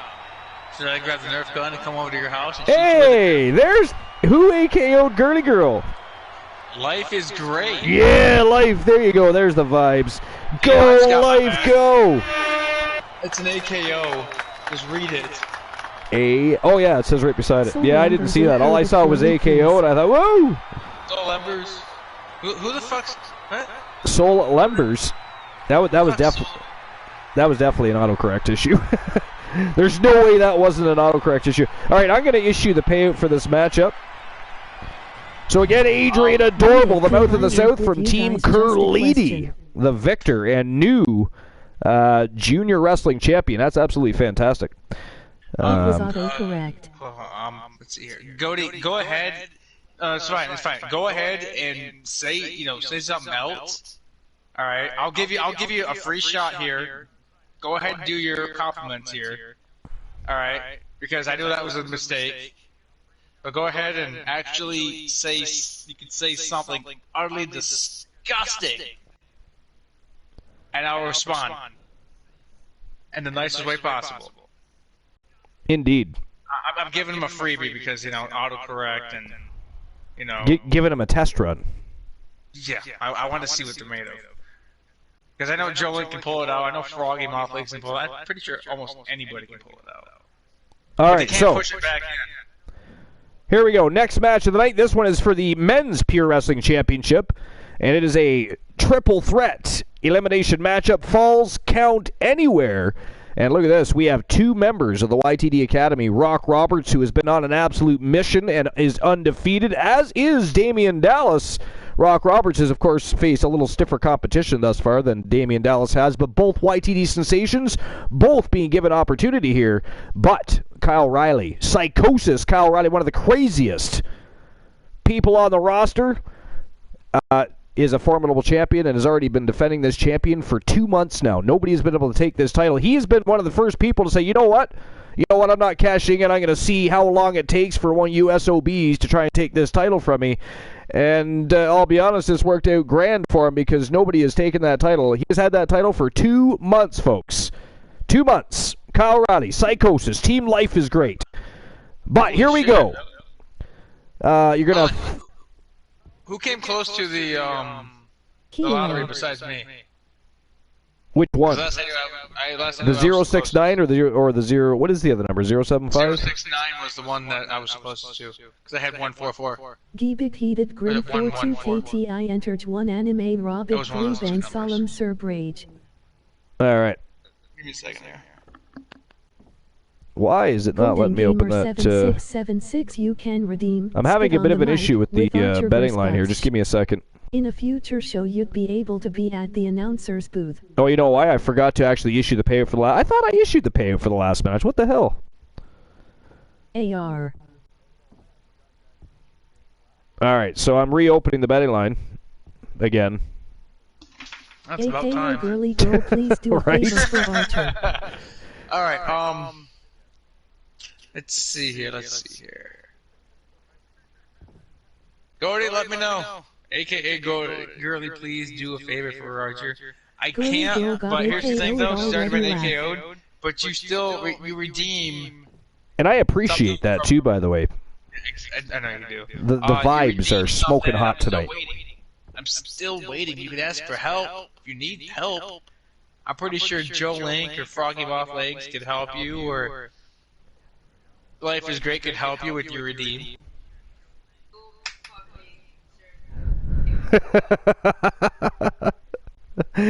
Yeah. Yeah, Soul. All right, here we go. The betting line is open. You know what? This is funny because the moments between you and Girly Girl remind me of back when. Do you remember when Christian Cool was with his other significant other that would? Yes, I remember. Yeah, what was her name again? Echo 1231 Girly. I can't remember. I don't know. Damn, we'll have to ask Cool. Yeah. If he remembers. He's had so many exes now. But, I mean, you know, most recently the one that wanted to leave him on the side of the highway instead of picking him up. I mean, you can't blame him for walking away from that one. Bitch wanted to leave him on the highway because she apparently had anxiety about driving on the highway. It's like, so your anxiety about driving on the highway supersedes the fact... Right? I mean, her anxiety about driving apparently superseded his need to actually get him and his broken down car off of the highway. You know, also a dangerous situation, by the way. So he's had some bad luck with women, but so he knows. But YTD championship matches, skipping the rest. But yeah, it reminds me of moments that he had with her. I can't remember her name now all of a sudden. It's weird. Because she always used to jump and chat even, you remember? Some amazing and fun channel rewards to choose from if this is why you don't talk shit to a mod. That's why you don't talk shit to a mod, goddammit. Especially when they can hear you on the broadcast. 1, 2, 3, Life is great, 312 unlucky. Golden Gamer says, I'll be lurking. Yeah, you said that before, then you popped in with a new account. How dare you? I feel like people are lying to us tonight. They're stirring the pot. So no, there's a lot of them that stir a pot. 6, 5. Good luck. 7, 6, 5. Also unlucky. Amazing and fun channel no, that was to just. choose from if you are the choice. Skipping the rest. Like I said, the last one I had was like 144. Oh yes. Soul voting on Damian Dallas for the pay. Ooh, Soul yes, sneaking. You're pulling a Glenola. Good for you, sir. Good for you. All right, ladies and gentlemen, it is time. It is time to get the match underway. Triple threat elimination matchup for the Pure Wrestling Championship. Rock Roberts, Damian Dallas, Psychosis, Kyle Riley, the reigning defending champion that's been champion for 2 solid months. Let's go. It is time to rock and roll. It is go time. Oh my gosh. Archer, what's the next thing on your list? I wasn't doing a list. I was actually still going over the dirt sheets. I don't know if there's a whole lot of love your commentary. Cody, I'm still waiting on your 1, 2, 3, 1 I have orders.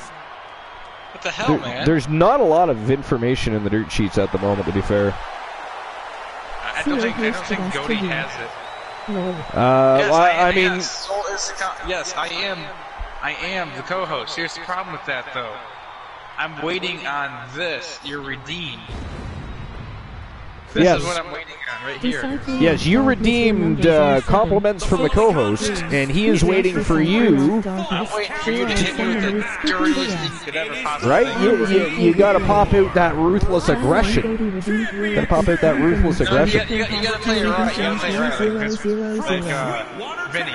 Ruthless aggression. So the only other thing interesting in the dirt sheets is an F4WOnline.com article, and it was by Ian Carey, and it's reporting that William Regal officially back with WWE. Now we already knew that, but oh yeah, I mean, you guys probably all remember when he went to AEW. I said, don't worry, he'll be back, and I knew he'd be back. I think he just wanted a break from WWE's bullshit. I thought he I think he thought he could actually help the business too as well, which he probably could have, but they just weren't willing to have any means of normalcy over there for a dude with the brilliance of William Regal to be able to help. So, but anyway, so this says the 50-year-old is reportedly back working with the company as of Wednesday morning. William Regal has reportedly returned to WWE in an official capacity. According to a report from PW Insider, the 54-year-old is back with the company as of this morning. His return comes almost 1 year to the day that he has been released from WWE on January 5th, 2022. And Regal is set to be a vice president in WWE, although his actual job title has not yet been revealed. His previous title with the company has been WWE Director of Talent Development and Head of Global Recruiting. He's been in the business for Yeah, he has. He really has. Sir William Regal is. Sir Lord William Stephen Regal. I don't mean Dwayne The Rock. No. So Regal has been with AEW from Revolution on March 6, 2022, up until he officially announced his departure on December 30th, 2022. Tony Khan revealed the details behind Regal's AEW release during an ROH Final Battle press conference on December 12th. 2022. Khan said basically he's got a son who works at another wrestling promotion, and he really wanted us at the end of the year, when we had the option to renew his contract, he was asking that we would not. Nothing bad. We were having a great time working together, but this was an opportunity for him to go back and work in his golden years of his career with his son. Yesterday was so Regal followed up and says, yesterday was my last official day with AEW. I'd like to thank Tony Khan, Megan, all the hardworking crew. Contrary to people who've never spoken to me, or have their information from people who don't know me or are trying to make themselves noticed, I had a lovely time working there and had a great time. Lots of talented wrestlers and lovely people to work for. To my fellow BCC members, it was a special, albeit brief, few months, but it cemented our already strong friendship. To everyone there, thank you for welcoming me. Best wishes. And of course, now he is officially back, in my opinion, where he belongs anyway, right? That's where he belongs. He's a Hall of Famer, no doubt. Yeah. I've been following his career as well throughout the years that he's been wrestling and through managerial duties. As far as AEW, I think he just wanted to break from WWE just for the hell of it. And then I think that's just what happened. And then he just wanted to go over there and scout the talent over there in AEW. Well, that's the thing. I was just going to say, I think at a certain point in any pro wrestler's career, whether they be commentator, referee, wrestler, whatever, I think at some point they want to know what else is there for an option for them. You know what I mean? And I think not only that, like I said, I truly believe he thought he could help that company, but they're just not in a state yet where they're going to allow, and it's too bad because William Regal could have done great things for them.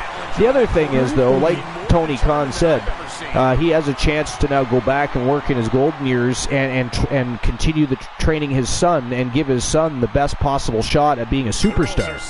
And I would almost guarantee, yeah, I did. I didn't realize he was already signed to WWE, which is the funny thing. And the funny thing is I watched him wrestle, and I actually remember thinking to myself, who does he look like?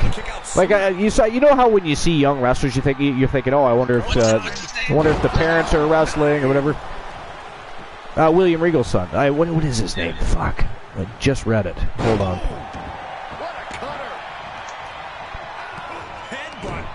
Not done yet. Superstar switch up. Okay, so someone else for the day. Type. Superstars become a different superstar each day you visit. Jolink Psychosis Skellington. So he actually has 3 children. I didn't know that. I thought he had 2 kids. He just goes with it. Each superstar trying to stay a step ahead. So his name is Bailey Matthews.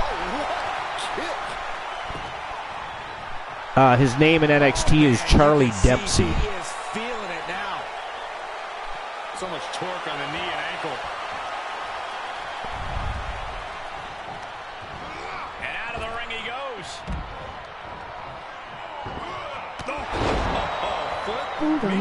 Yeah, so he's going to be basically there overseeing his son's progress. So I mean that's a good thing for him. You cut out big time, or I did, one way or the other. Yeah, you went silent for a bit there. Charlie Dempsey? Yeah, that's the name they gave him. I know. Oh my gosh! But look at him. He looks like a young Regal. But the funny thing is, I know, and I didn't put it together. I didn't put the two together because he isn't going by his. But I mean, when I first saw him wrestle, I remember thinking to myself, God, who does he look like? Because every time I see a new young wrestler, I think, oh, I wonder if their parents are in the business or if they've ever been involved with pro wrestling. And I looked at him and I thought, God, he looks familiar. And I just didn't. But yeah, and he's actually quite good. So not that that's a surprise. William Regal's his dad. I mean, unless you're somebody like David Flair, you're going to learn about the business. Or Nick Hogan. I wouldn't even want to live. I wouldn't even want to be in existence having a father like that and knowing nothing about what he does. Other than the fact that he's on TV, because it was very evident that's all he knew about the business, because he was terrible in the ring, terrible on the mic. He had no presence, no charisma, zero talent. I want to zoom out real quick here. Leave broadcast come back. Bear with me, please. Yep, no problem. I don't know if this is a show of confidence or a wasted opportunity to attack your opponent. Drag the hashtags for Ivan and Annabelle in the Discord when are ready to make a return. All right, well, while we're waiting for Soul Embers to fix his internet problem. Nope.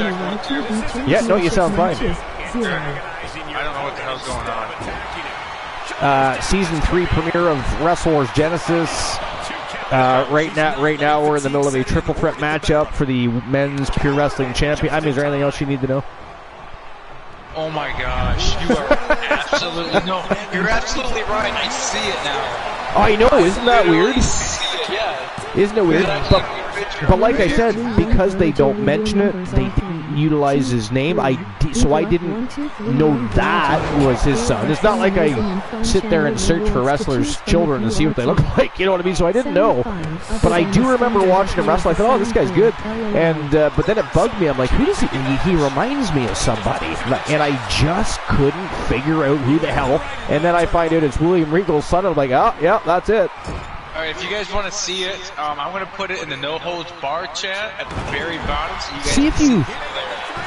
Or like of a young Regal and the son? Yeah, I found okay. Kind of like a current, but Regal has longer hair, a little bit longer hair than he has now. Yeah, but then next to his son, you can see the face similarity. See if you can find a picture of a young Steven Regal, like when he was in WCW. Alright, let's see if I can. And we can compare those. He's staring his opponent down, getting into that zone. I cannot believe it. This is crazy. Right?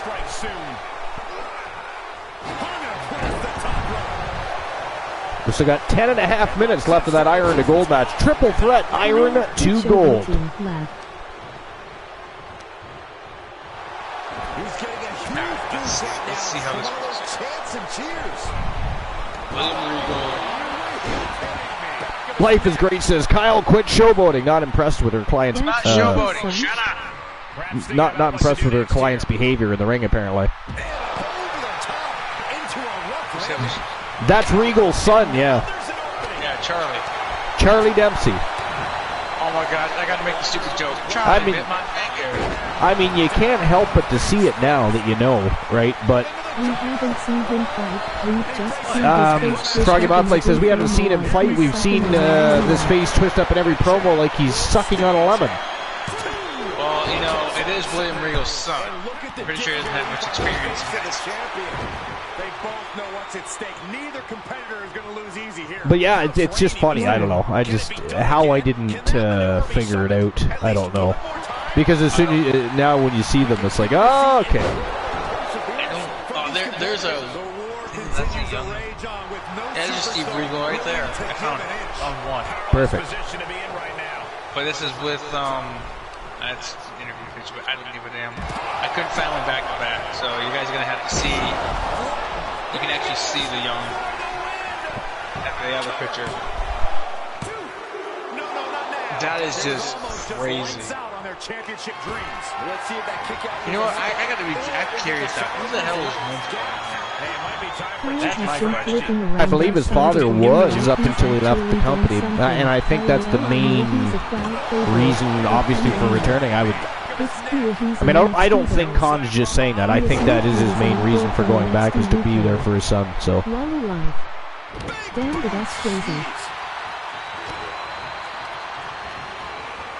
How much of a dick would Khan look like if he refused that? If Regal approached him and said, I want to go work with my son, the door's open, he would look like a big dick if he didn't allow that to happen anyways. Let me get you guys a bigger picture here of his son. Right, isn't that crazy? Yeah, that's crazy though. There's an actual bigger picture of his son, and then I'll get you an actual picture of Sir Lord William Stephen Regal, sir. How dare you? WW, because that's about as close as you're going to get to WCW without. He reverses it. Other beatdown. Headlock applied. Off their opponent. Lands the haymaker. Wait, if you guys are ever in Discord while we're live, let us know so that we can actually turn Discord on. Yet. This is nuts. Yeah, I don't mind jumping in. No, we do allow people to join the broadcast via Discord as well, But I know what's happened before. People's like, I was in Discord. It's like, well, you should have said something. I could have put Discord on. You could have actually joined the broadcast via Discord. I just turned my speakerphone on. It's very simple. But anyways, no falls yet. No, it is nuts. It is a great match, though, I got to tell you. But I will say this. Rock Roberts, and I'm not saying it just because he's the new member of the Coalition, but Rock Roberts looking real good in there. You'll be hilarious, though, if you actually sign the Sisters of Destruction to the Coalition. How weird would that be? Discord can be a great idea Very because weird. people on other systems can join in also. I think those two are just trying to live their glory days. I think that's Destructive armbreaker. Joe Link says Discord could be a great idea because people on the other systems can join in also. Yeah, well, I mean, we've mentioned it. We've mentioned it a few times in the past, just nobody really has utilized it. So, but it is definitely something we can do. Like, if people are in there looking at Archerverse material anyways while you're watching the show, you can always jump into the Fam Jam chat time and we can pull it up and you guys can be on the broadcast as well. Right, since we're talking about NXT, yes. What do you think about the New Day? These attacks are being done with great ease. I just want your personal opinion Well, on this. I wasn't the biggest fan of New Day being in NXT again, much less being champions, because they've already surpassed that by many miles. And I personally feel like they're simply using up TV time that up-and-comers could be using. I just... Kofi, I wish it would have ended there. Yeah. Right. Kofi's proven himself time and time again. Yeah, I don't disagree. I wish Xavier Woods would get a championship run next. That's who I want to see get a championship run, is Xavier Woods. He deserves it, man. That guy's awesome.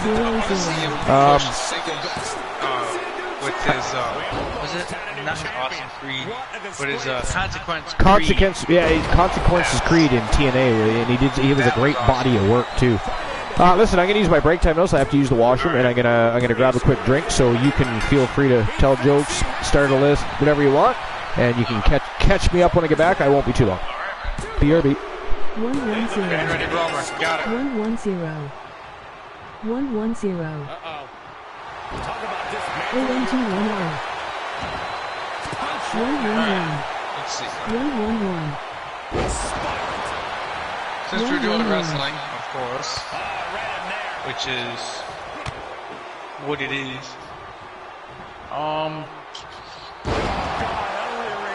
No falls, then all the falls at once.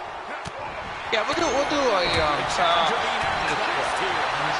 got to dig deep and find another win if he wants to stay in okay, this. we'll do a top 55, alright?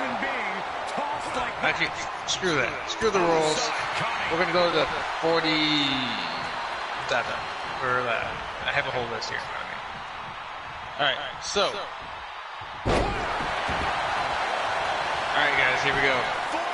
This is the top 100 best pro wrestlers. I'm not going to do 100, so I'm just going to start out with 47. We'll cut it in half here.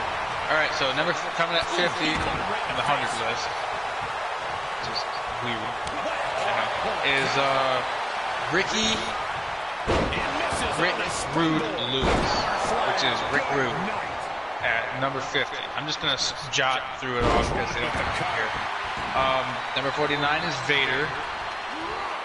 48 is Road Warrior Hawk. Lex Luger is 47. Junkyard Dog is 46. Terry Funk is 45. That could have been it right there. I'm only doing this just for shits and giggles right now. Sergeant Shaw is 44. CM Punk is 43, which is hilarious. Roman Reigns is 42. Bam Bam Bigelow beats Roman Reigns, which is hilarious, at 41. King Booker at 40. Rick Rude, 39. Yeah, that was his other thing. China, Road Warrior Animal. That again, didn't I? No, that was Ted DiBiase at 36. Ray Sr. at 35. Diesel at 34. Bill Goldberg at 33. Chris Benoit at 32, which I wish he was higher. I'm only The doing new this jackpot number 4 chance to win a channel redemption of your choices. Davey Boy Smith, the British Bulldog at 31. Owen Hart 30. Matches, 0. Ready. Paul White, 29. Kane of 28. This is from Rankers.com. This is the greatest pro wrestler. So, yeah. This list is pretty fucking long. So this will give Archer some time to get back. 27 is AJ Styles. Eddie Guerrero is at 26. Mr. Perfect, Herb Hennings at 25. Jeff Hardy's at 24. The American Dream, Dusty Rhodes, Son of a Plumber, if you will, Daddy is at 23. That is an awful. Hell of a driver. That looked like it hurt. Looks like that hurt. Yeah, right. The sound of this crowd is deafening, and he's asking for more. Oh. Got caught, too. Holy shit. Oh, reversal. We need Desperate attempt here to get back on his feet. Vicious right forward. Measuring it up one more time. A championship level move. We'll just do top 10. By the DDT. Firm control. We'll do top 10. Ooh, looks like that. Pick your jaw up off the floor. How y'all doing tonight?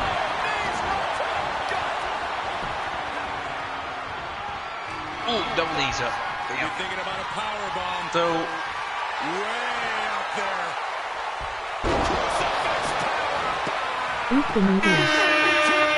I have returned. What have I missed? Ooh, only a minute and 40 seconds left. Man, I was gone a little over 4 minutes. I didn't think I was gone that long. So I'm doing the top 10 It's 1-1-1. greatest New Japan wrestling. Ooh, fantastique. I like it. So I'm going to start at number 1 and go down to 10. Okay, yeah, sure. Like the number 1 or the top is 10? I think the top would be 10. Fun fact, if you see my name on my shirt on the entrance, the name is my name on Twitch So Bucket which means number 1. Yo, Bucket Feedobs is in the house. That was the wrong cue, Froggy. Froggy, I mean, get with the program. Thank you very much, Froggy. I appreciate that. Good Lord, Froggy. That is not funny, Froggy. Please don't do that again. That is not. We do not want to smell that. Okay. We don't want that. I'm just going to skim through it a little bit here. And Galaxy Phantom, welcome in. Episode number 434. This is our season premiere, our beginning of our 3rd season here in the Archiverse, and the season premiere of the Archiverse Wrestle Wars Genesis. So welcome in. Right in the middle of a triple threat iron to gold match between Rock Roberts, Damian Dallas, and of course the reigning defending champion Kyle Rodney. 25 seconds left. I don't know what the score is. Joe Link, or Life, Joe Link. What's the score? 1-1. Well, this is not a tournament, so those that don't know, this is not a tournament. So in the case of a draw, Kyle Riley will retain his championship.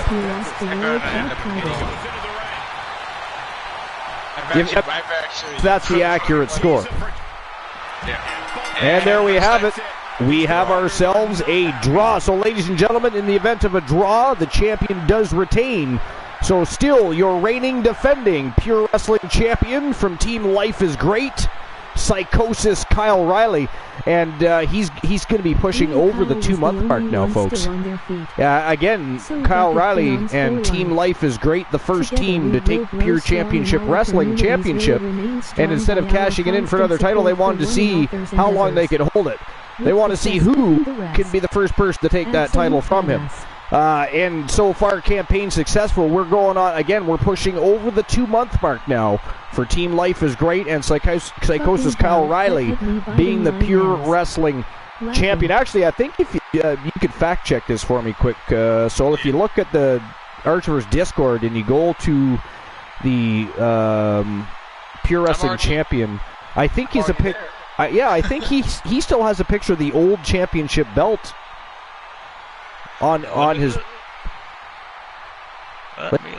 I believe the new belt is there, but if you look at his profile, I believe he's still showing the old championship belt in the background of his. I'm pretty sure. Galaxy Phantom says I should be under TAV World Champ. Yeah.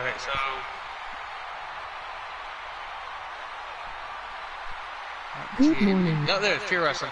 Yeah, he's actually holding the. It looks like he's just holding the old belt. Yeah, it looks like he has the old belt. So I mean, that's how long he's been champion. It's absolutely fantastic. So I'm going to go ahead and give everybody their Archerverse bucks back here. Give me a second. It was 12:24. Well, that's when I reposted everything, but that's not. He's been champion for a long time. Yeah. All right. Number 1 is Hiroshi Tanahashi. Got 1A Phantom coming in at number 1. No doubt. Those back, thanks, left. Which, to be honest, he has one of the top 10 greatest title ratings. From 4-1-11 to 12-12.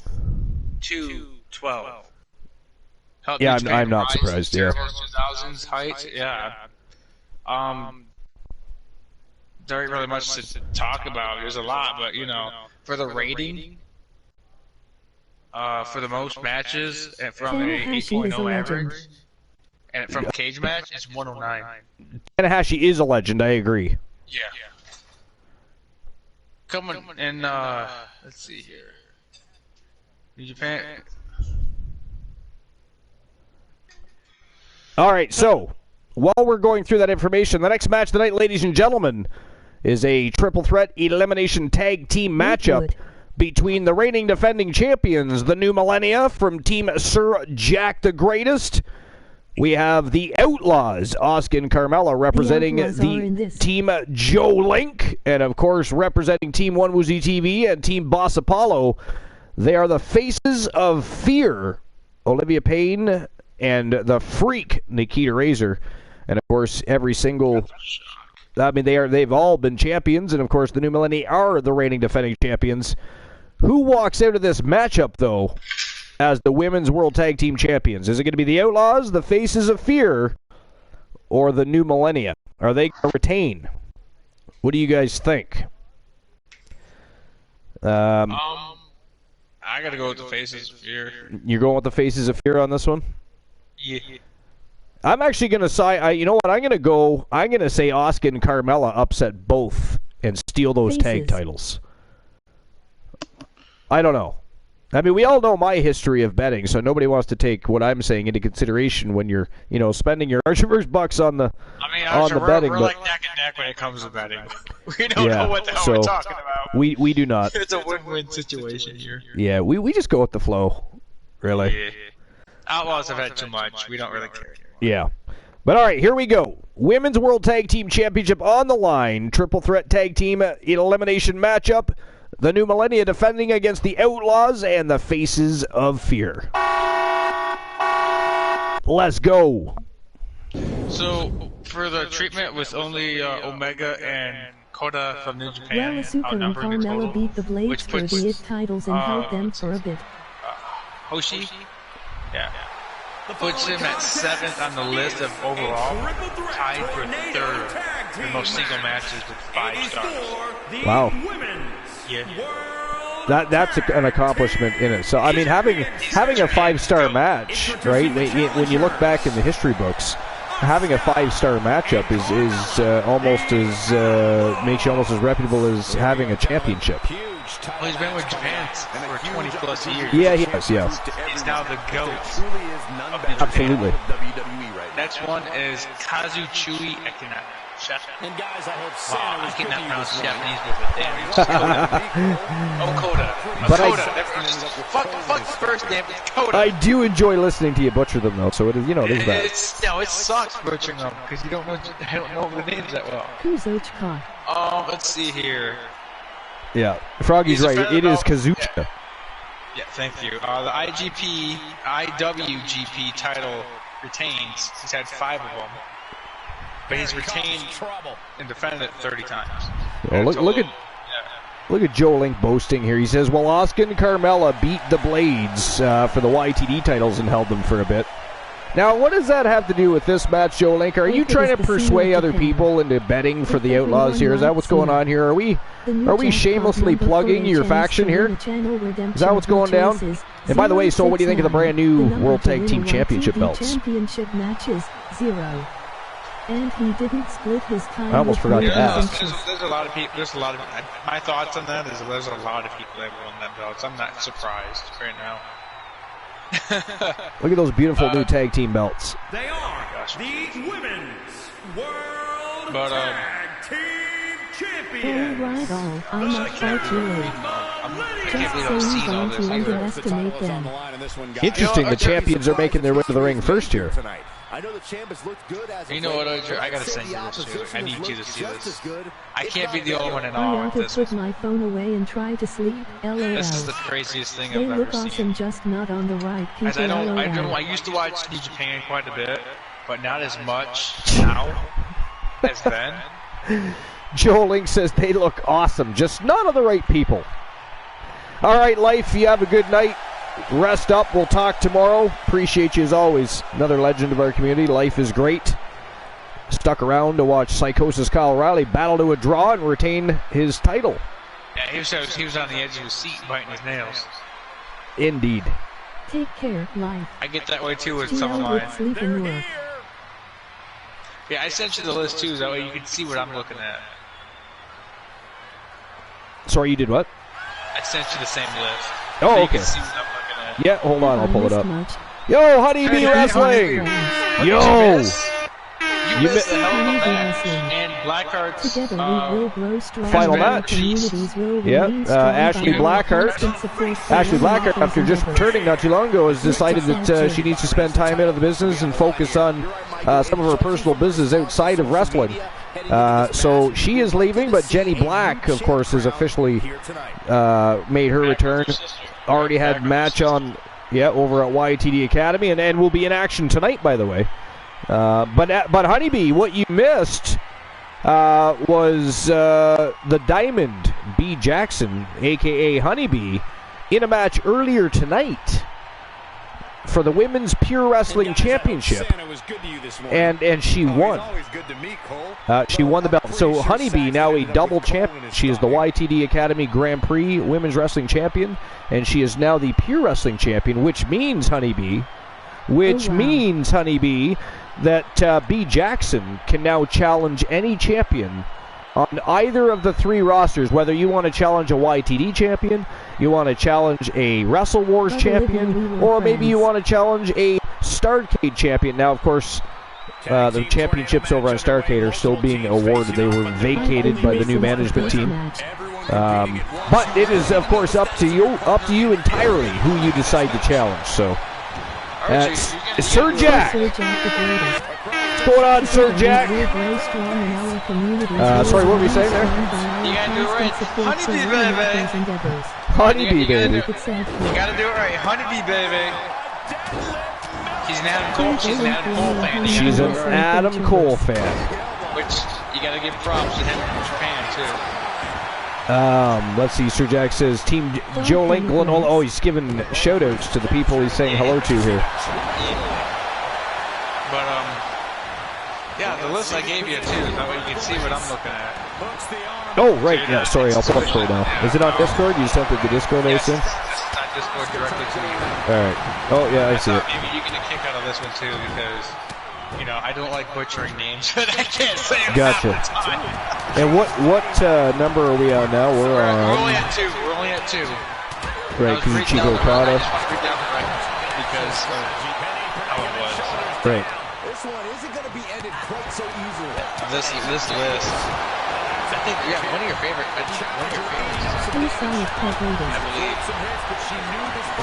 I believe. I mean, I'm a huge New Japan Pro Wrestling fan, so I like many of their superstars. I know one of my favorites is on here, which is at number 8. Number 8? You're at 3 right now, aren't you? We were reading down number 2 for... Oh, that's right. You were still right. Yeah. Let's see.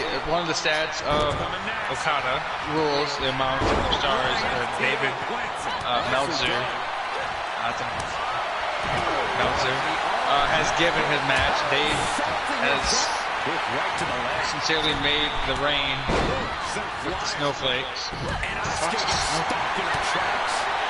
That has typed out the newsletter his rating of Okada's matches in the last decade. 22 matches with 5 or more stars and 147 matches in all, getting 4 above average stars. It's pretty damn good. That is definitely an accomplishment. Especially over there, because, you know, it is harder to get over with the Japan audience than it is in the American pro wrestling industry. So that's why if you can make it over there, you can pretty much waltz into any company you want over in North America.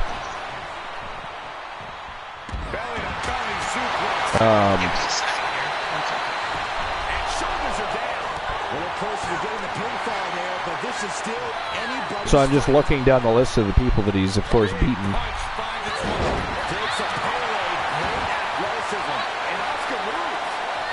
Oh no, that's top performers according to Dave Meltzer's star ratings. Okay, never mind. Yeah, so next on your list is Antonio Inoki.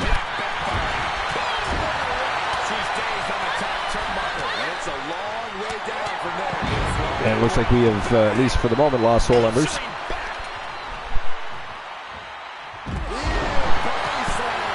All right, so I will cover the Antonio Inoki. Oh, he's back. Had a disobedient dog. Ah, yes, man's best friend. Not always our best friend. I was literally just saying that. Next on your list was Antonio Inoki. Well, you go ahead and read it if you want to read it. You know, Inoki's done a lot of stuff, though. Yeah, well, it says the founder. Well, he's of course the founder of New Japan.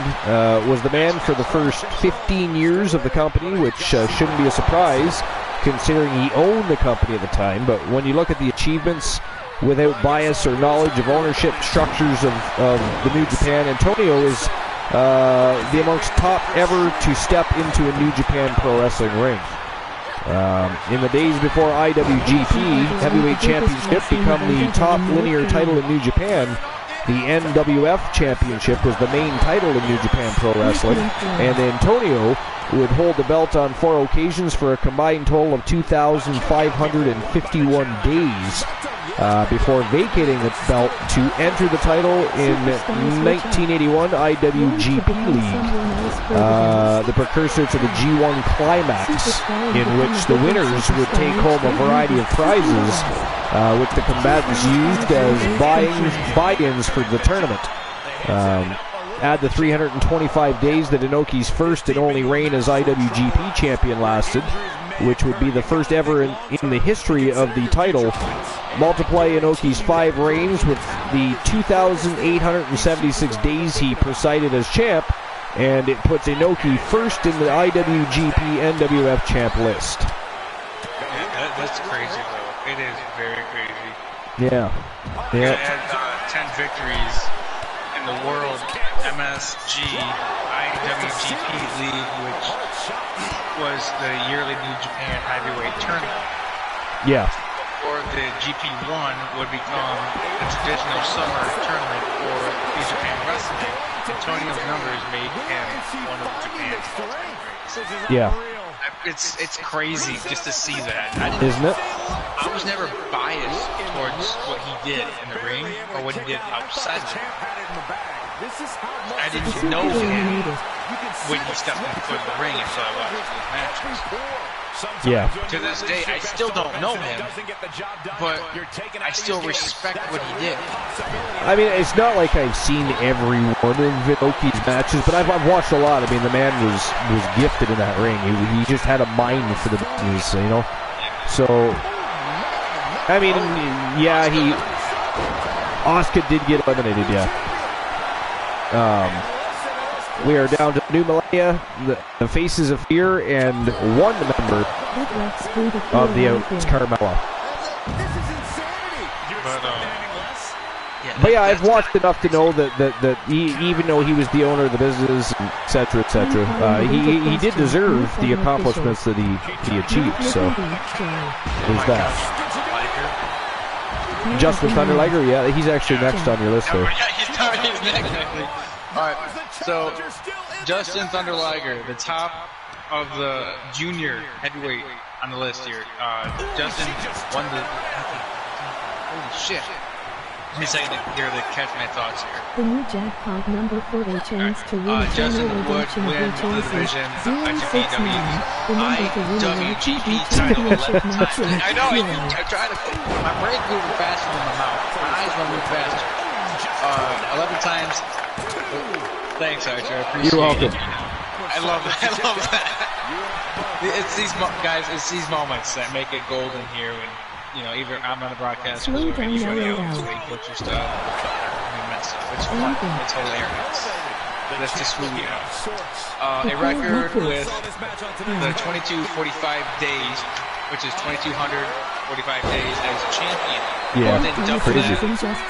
Best junior heavyweight Prince Devitt. So Prince Devitt is actually Finn Balor. Oh, okay. Yeah, Prince. Yeah. You'll notice now he goes by Prince Balor. Yeah. Yep. I never really followed him in Japan. I didn't follow his Japan run because the click. Yeah. It's all the same. That's where I first discovered Finn Balor, and then of course I went and watched some of his other wrestling matches that he did in other promotions, like for Ireland and the UK, stuff like that.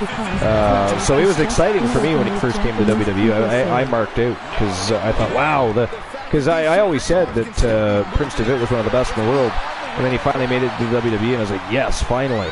So for the most part, he hasn't disappointed. I wish he'd get another. He probably will, but I'm looking forward to his second reign as Universal Champion, because he won that Universal Championship and then had to relinquish it due to injuries. So I mean, it'd be nice to see a little, So, but he was going to be out longer than what is it supposed to be? You have to defend the title at least once every 6 months or something. I think it is as heavyweight champion or whatever, but. If they even still follow any of that, I don't know. But either way, he ended up relinquishing it, and the rest is history. But yeah. Archer, do me a quick favor here. I know you don't have this redeemed, but do a stretch at least. Because I know you've been sitting for a while now. You took a break. Well, no, I just went and got a coffee and stuff, so I was already up walking and moving around. So Olivia Payne has been eliminated, by the way. I noticed that. So we are down to I know, right? Carmella's still in there, also shocking, by the way. Wow, there goes Nikita Razor. I believe Nikita Razor was just eliminated. Carmella got a pinfall attempt here on. Is that Alice Blade? It is Alice Blade. Nope, that is Akira Blade. Well, it looks like it's a 2-on-1 handicap now. It is a 2-on-1 handicap at the moment. It'd be so weird if Carmella pulled this off. Could you imagine? I mean, don't get me wrong, that would be cool. You know? I can't say that wouldn't be a cool moment for the women's tag team division. Band Ready Bromer phone call. Band Ready Bromer phone call. Why are we calling Bromer to ban people? I mean, he'll come back and ban the whole chat. You might do it. Don't tempt it. You might ban your mom too while he's at it. Oh, look at that. Carmella got out of the way just in time there. Ooh, Jesus, Alice. Crash landing with nobody home there. Yeah, sorry, go back to your article. It's good. Add Justin Liger's success to the Super Junior tournament. The junior elevation to... yeah, here goes my brain. Right? There you go. Elevate of the G1 with 3 victories. Shut up! Alright, sure, I know it's funny. With 3 victories and 5 final appearances with only Jesus fuck. I don't think it says Jesus fuck in that article. I'm just throwing that out there. Just so people know. From now on, it's Takahashi. Takahashi, yes. Think of it as Tanahashi without, with no N and a K instead. Well, it's funny is I had a friend named Takahiro. Takahiro, yeah. Yeah, Takahiro. He's from Japan. You think? With a name like that, you would probably assume he was from Japan, yeah. No, yeah, he was. It's awesome to meet people from Japan too. Takahashi having more wins and Liger claimed as the greatest NJGP and JPW. God damn. New Japan Wrestling Junior Heavyweight, but the greatest junior heavyweight, cruiserweight in wrestling history. Is it legit? I'm sorry. All this goofing around and frustration, my brain's gone dirt tonight. You mind finishing up? I can do that. Thank you. So where did you finish off with wrestling history is legit? So yeah, so Liger is also the only junior heavyweight lifer to make the top 10 of the list of the best performers according to Dave Meltzer's star ratings, and the junior lifer with most 8+ matches on Cage Match with 25. Justin Thunder Liger would be one of the biggest game changers for the wrestling in the 80s and 90s with his larger-than-life character and high-flying work as the face of the division, which was one of the inspirations of cruiserweight divisions in the USA. Liger's place in the history books of New Japan Pro Wrestling is without question. Next on the list is... Okay, we're still looking at Justin Liger. Wasn't he in WCW? Yeah, he was in WCW at one point. I think he was, yeah. And I was wondering because I've heard the name Liger before. He was a fantastic performer. Probably should have won championships when he didn't. Ring of Honor, Total Non-Stop Action. That's where he was from. Wait a minute. Where he also, He spent time in TNA. I actually didn't know that. Yeah. I mean, there was a while. Yeah, from 05 to 06. Yeah. I mean, there was periods of time where I stopped watching TNA just because I got sick of the garbage. Yeah, but he was in Ring of Honor too. I didn't know that. That I did know. World Wrestling Federation back in 1990 and 2015. Yep. I mean, Ring of Honor and New Japan have always had an interesting working relationship. So. I heard Liger before. I just didn't know. I knew the name. Man, Carmella is getting her ass kicked right now. I know that. Yeah, that's right. He is in the Hall of Fame, 2020. Yeah. Yep. He was running down his career as well. That guy's had an amazing career, bro. All right. He has, absolutely. All right, go ahead and continue, please. Oh, yes. So, next on the list is Tatsumi Fujinami. So the protege of Antonio Inoki's first-round success in the New Japan Pro Wrestling ring as a junior heavyweight with 2 long reigns as WWF Junior Heavyweight Champion back in the day when the New York territory actually had a working relationship with another company that worked both ways. Yes, I'm looking at you, Impact. Fujinami's promotion to the heavyweight division would see Tatsumi win the WWF International title, the secondary title of the mid-'80s era of New Japan Pro Wrestling, before winning the IWGP belt on 6 occasions, the second most behind Tanahashi's 8. In an era where Fujinami's matches were not easily visible apart from diehard tape traders, advertising, and the Wrestling Observer, the best indicator of the respect Fujinami had amongst those in the know was the 3 Best Technical Wrestler awards won by Fujinami in, wait a minute, what just happened? Wow! Carmella, not only still alive, just eliminated Alice Blade. It is down to Akira Blade and Carmella of the Outlaws. I cannot believe it. Yeah, we're pausing this list for a moment here. We got to watch. I mean, Carmella still in it to win it. Wow! Not anymore. Akira Blade just like that said, fuck you guys. We are keeping our titles. We are taking them home, baby. So, ladies and gentlemen, the winners of the match, and still Archerverse Women's World Tag Team Champions from Team Sir Jack the Greatest, Alice and Akira Blade. They are the new millennia, and they are still your champions. That was a hell of a match. That was. I thought for a minute there that I thought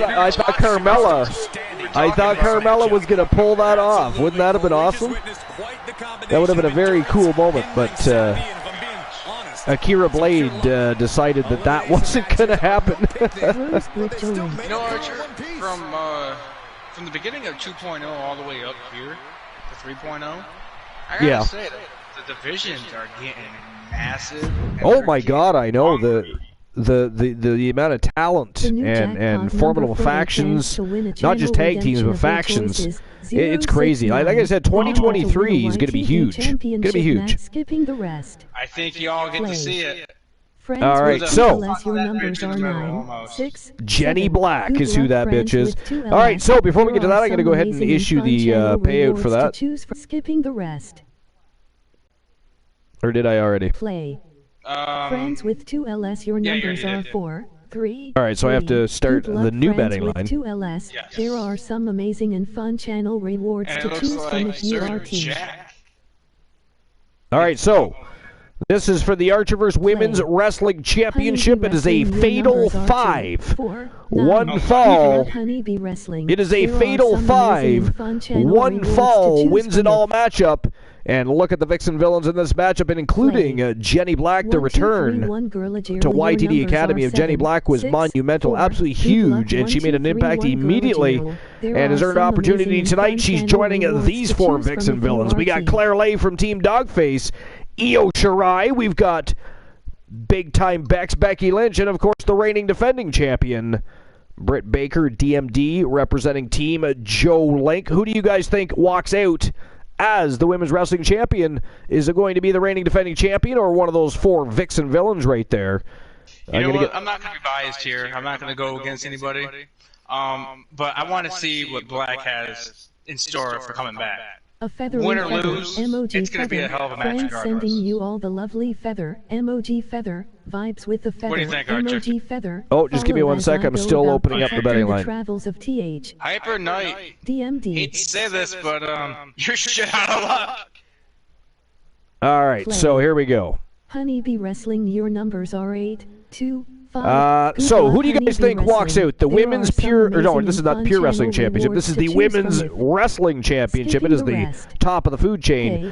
Who's walking out the Women's Wrestling Champion? Is it going to be Claire Lay, Jenny Black, Io Shirai, Becky Lynch, or Britt Baker, DMD? I just want to see what Jenny's going to bring to the table this time around. Now again, we've seen her in the past, carry the company a bit before she left again. And then her daughter coming in. I want to see what she has coming up next. Oh, absolutely. Now, remember, this is 1 fall wins it all. It is not an elimination-style matchup, so this is going to be a drag-out, knockout, bar-room brawl. I'm putting 1,500 on Black right here. There you I go. want to see what she has to come to the table with. 1,500 Archivers Bucks being thrown down by Soul Embers. So here we go, ladies and gentlemen. Next match of the night, without further ado, Claire Lay, Jenny Black, Io Shirai, Becky Lynch, and Britt Baker, DMD, for the Archivers Women's Wrestling Championship. Fatal 5. Let's go. And Soul Embers, back to you in your list. Oh, wait a minute, I'm doing the list. Actually, we're holding that off for a moment here because I think Jenny has something in store for you. Well, all right. I think it's in her interest. I don't know.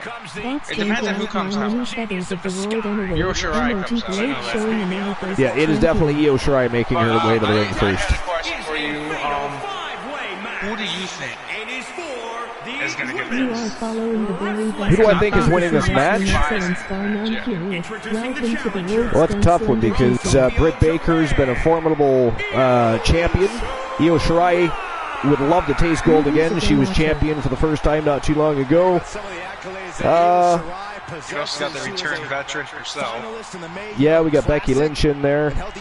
It's a tough one. Yeah, Big Bex and then Black, Claire Lay.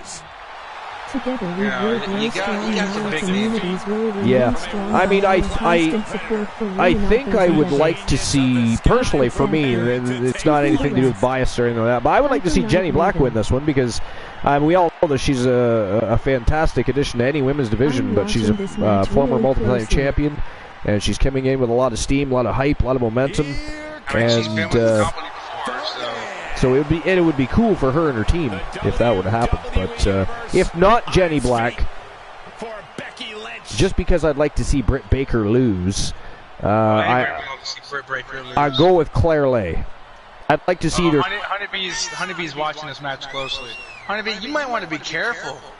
Because you weren't here before, Honeybee, but there's an Easter egg in Black, and I'm not seeing where.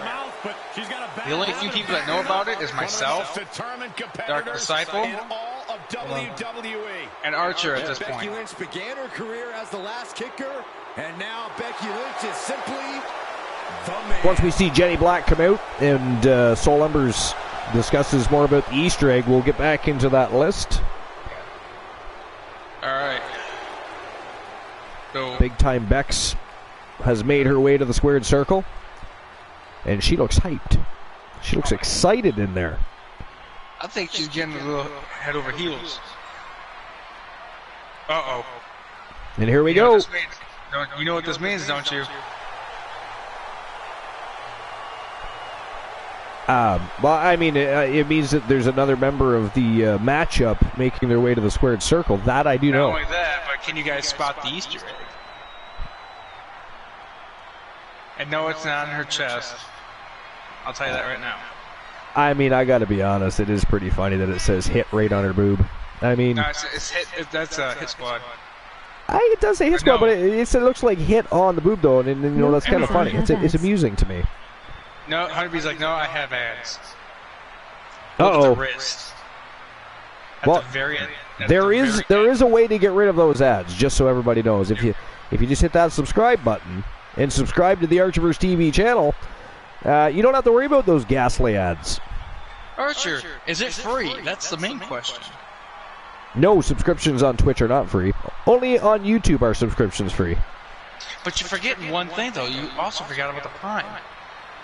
Well, if you do have, yes, if you're a member of, if you're subscribing to Prime Video and are an Amazon subscriber, then you get to choose any streamer of your choice and get a free subscription every single month.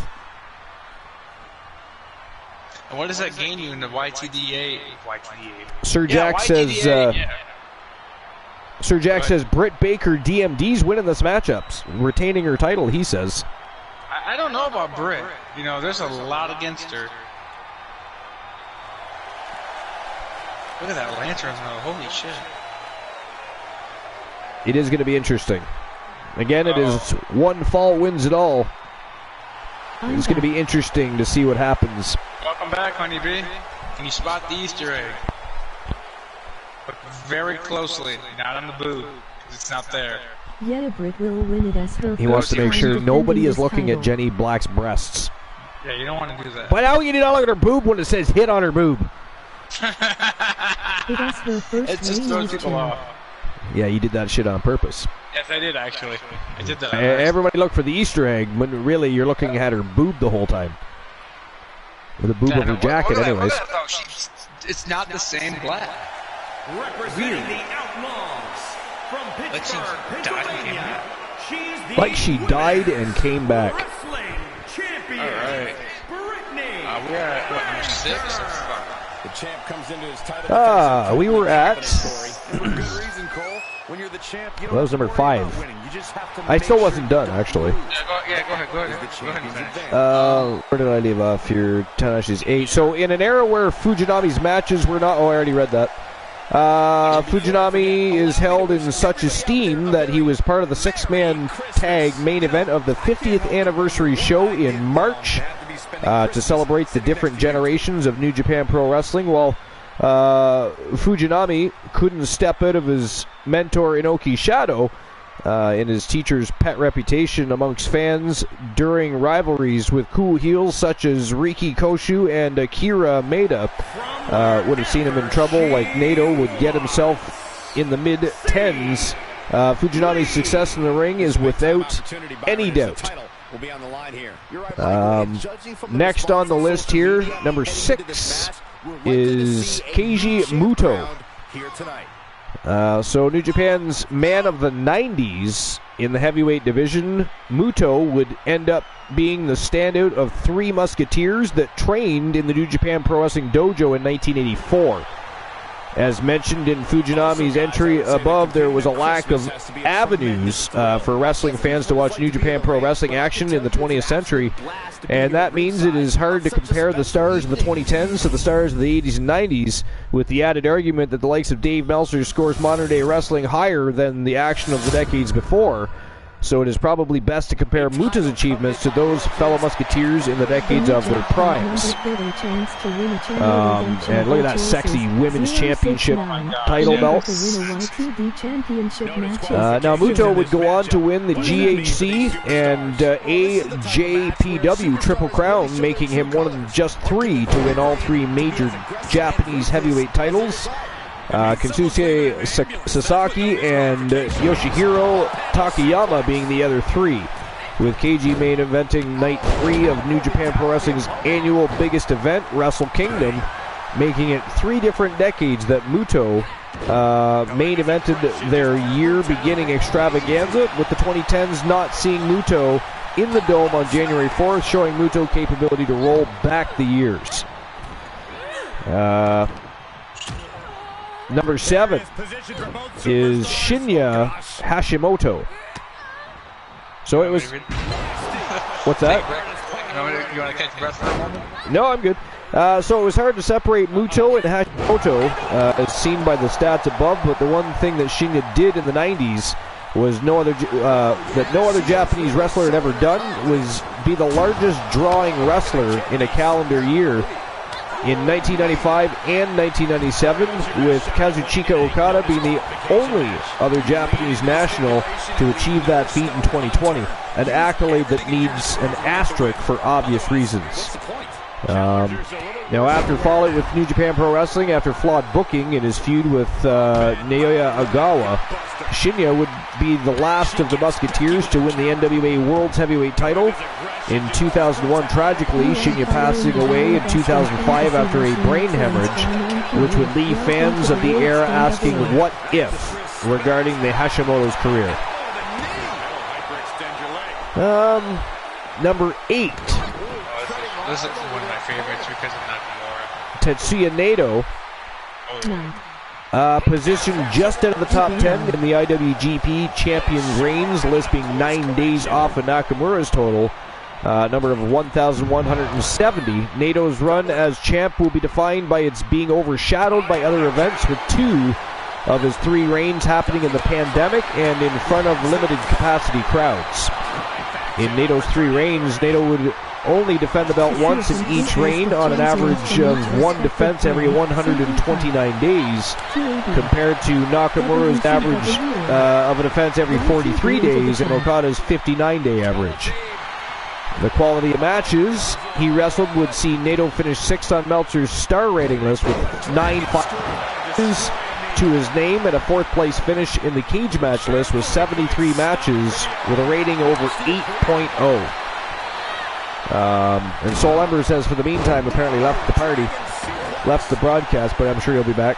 He's been having some issues with his connection, I believe. Not sure if it's the headset to the broadcast issue or if it's his internet connection, but he'll be back. So Naito will always be the example of how to turn negative reaction he received in his emerging push as a main eventer babyface in 2013 to 2015. Pushing as a main eventer babyface, I already read that. Naito positive with the formation of LIJ, and his run in 2018 to 2020 would lead to so many what-if moments. Had he beat Okada for the IWGP belt on January 4th, 2018, or if Nato's run did not coincide with the coronavirus pandemic. Number 9 is Kensuke Sasaki. So every time we compile a top 10 list as part of our series, a name pops up that surprises me, and today our winning entrant for that award goes to Kensuke Sasaki.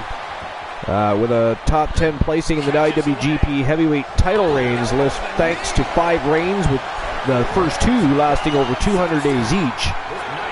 One of just 2 in between 1997 and 2000 to hold the IWGP belt for 200 plus day reign. And in that time, the other one being Keiji Muto. Sasaki would also flourish in August with plenty of stellar G1 performances. It's arguable to say that Sasaki was the acceptable face of New Japan, away from the crazy idea of Inokiism, and the years after, which saw New Japan Pro Wrestling struggle to find tradition in a country that was in a grasp of Kobashi's superlative GHC title reign. And with politics playing part in Sasaki leaving in 2005, we would never get to see Kensuke Sasaki in his 40s in New Japan Pro Wrestling, and without to see a dream match against the likes of Nakamura and Tanahashi. And before I go on to the 10th and final, I'm just going to quickly catch up on the chat room here. She's in the ring now. Have a good night, Girly Girl. Soul Embers is back. Girly Girl has left the building. Oh my gosh. I think that's all I've missed. Yeah. This is going to get ugly. Nobody's won the jackpot yet, by the looks of it still. Slender GC, welcome into the show. Appreciate you stopping by. Episode number 434, our season premiere of Wrestle Wars, beginning of season 3 here at the Archivers TV. Good to see so many people stopping by. Hyper Knight Raven. What's going on, Hyper Knight Raven? Appreciate everybody for stopping by. It's an exciting night. It's been an exciting week. It's been a great week here at the Archivers TV. So many people stopping by, enjoying the... I mean, last night was a huge surprise. How many people stopped by for the pre-season 3 hype show. And then tonight, another fantastic turnout of awesome people. And thankfully, the matches have been absolutely stellar tonight. It's been a fire evening of pro wrestling action, in addition to everything else that's been happening, whether it be craziness on the broadcast or the... We've had some fantastic lists today. We're actually just about to finish up a list of... and I'll go over the entire list once I'm done. But number 10 on the list was Tomohiro Ishii. And it says, when I came up with the idea for this top 10 and formulated my stats for it, I thought I would have every guy in the 10 be a former IWGP champ. Then Tomohiro Ishii came along. Despite not winning New Japan Pro Wrestling's biggest title, Ishii's... Blah, blah, blah, now I'm pulling a Soul Embers. I just tripped over my own tongue. Ishii's in-ring work when it comes to quality of matches is up there with Hall of Famers such as Okada and Tanahashi, with 8 5-star matches, helping him catapult into 3rd on the stars rating list. Ishii's 108 matches with an 8.0 plus rating is just one of Tanahashi's leading numbers. Also, Ishii is in a steam company with Stone Pitbull, being one of just 7 wrestlers to win more than 5 consecutive Wrestling Observer Awards in a single category, with his 5 successive Best Brawler Awards. Whether or not this makes Ishii's Observer Hall of Fame worthy is debate for another day, but Ishii's accomplishment makes him one of the New Japan greats. And again, this is actually a list that Soul Embers had found. And it was by ProWrestlingMusings.com, and it was published by looks like his name is Edge1316. So the man didn't even use it. Yeah, didn't even utilize his own name, but it was the top 10 greatest New Japan pro wrestling pro wrestlers. So the criteria they used. So it says we will use the specific criteria to separate Tanahashi from Captain New Japan. Length and number of IWGP single reigns, heavyweight and junior heavyweight, success in yearly tournaments such as G1 Climax, Super Juniors, and New Japan Cup, and match quality. Source material from Cage Match and Dave Meltzer's Star Ratings. And number 1 on the list was Hiroshi Tanahashi. Number 2 was Kazuchika Okada. Number 3 was Antonio Inoki. Number 4 was Jushin Thunder Liger. It's a good list. Number 5 was Tatsumi Fujinami. Number 6, Keiji Muto. Number 7, Shinya Hashimoto. Number 8, Tetsuya Naito. Number 9, Kensuke Sasaki. That list is a great list. And last but not least, number 10 was Tomohiro Ishii. And again, that is top 10 going reverse. Usually we start at 10 and go to 1. This one was literally working at number 1 all the way down to the number 10. So number 1 on the list was, of course, Hiroshi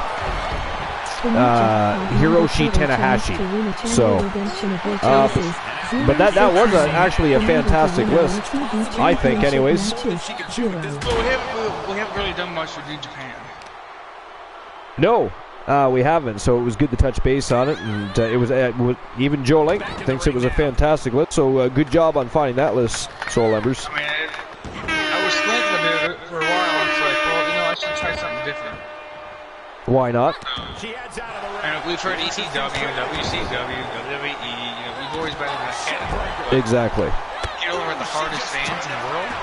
Japan? That's actually good. Right. All right, so match is still going on. This match is still going on. So I had a fun list that I found from earlier, and this is a list from whatculture.com, and it was published by Jamie Kennedy. This is from June 17th of 2022. And it is 10 big-time wrestling debuts that were totally wasted. And I thought that might be fun to look at. Right? So it says, you only get one chance to make a first impression. Isn't strictly true in wrestling circles. Someone who tanked during their debut in the old WWF, for example, could make their merry way to WCW for a hasty repackaged job and give it another go years later. The same could be said in the modern era. If WWE mishandles someone, that is not to say AEW will do the same, and vice versa. That doesn't excuse promotions for totally bungling what should have been some of the hottest debuts in history. So seriously, some of the introductory ideas included on this list are enough to make one feel queasy, and they're still annoying today. WCW legendary fuck-ups get a lot of attention, as do Vince McMahon's most iconically poor debuts and re-debuts. TNA even muscle in on the action, and Tony Khan doesn't get a pass either. There are two all-elite rivals that here that should remind everybody that it happens when your roster is bloated. So Are they the worst wrestling debuts ever? Not necessarily, but they were gross miscalculations and should have been better thought out. So number 10 on this list is DDP when he debuted in the WWF.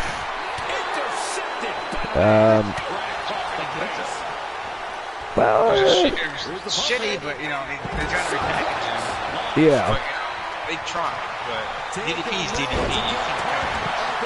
So right off the bat, it says why it was a waste. Might as well start with a biggie. So Diamond Dallas Page captivated WCW fans by opposing the NWO and presenting himself as an I-Man, a people's champion, if you will, who battled the odds to become pro wrestler in the first place. He was one of the company's most popular baby faces for a reason and must have been looking forward to defying expectations yet again in the WWF. Page came crashing back down to earth with an almighty thump when he found out what Vinnie Mac and pals had in store for him, though. They planned to turn him into a stalker. He was feuding with The Undertaker, sure, but only as a cowardly creep who apparently wanted Taker to kick his ass. Literally, that was the storyline. He wanted to get beat up. He wanted to make The Undertaker. Yeah, he wanted The Undertaker to make him famous, right? What were those words? Come on, Taker, make me famous. Yeah, so, which, I mean, let's be fair, that's exactly what happened. So, I mean, there's that. Oh, speaking of Taker, I hate to, stop right in the middle of that list. Yeah, no problem. But there's a little thing that Taker did in an interview with somebody, and you can look this up. He says there's a reason why he made his entrance this long, because he could have had a shitty match. You might as well get the people,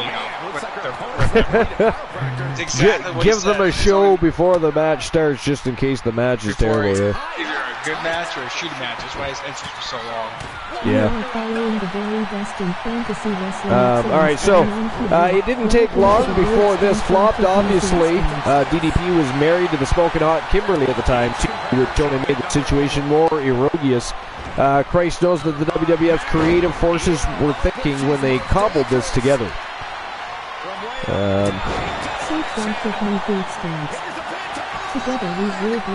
right, so number 9, The Big Show, when he joined the WWF. Oh, I remember that. So this happened St. Valentine's Day Massacre, 1999.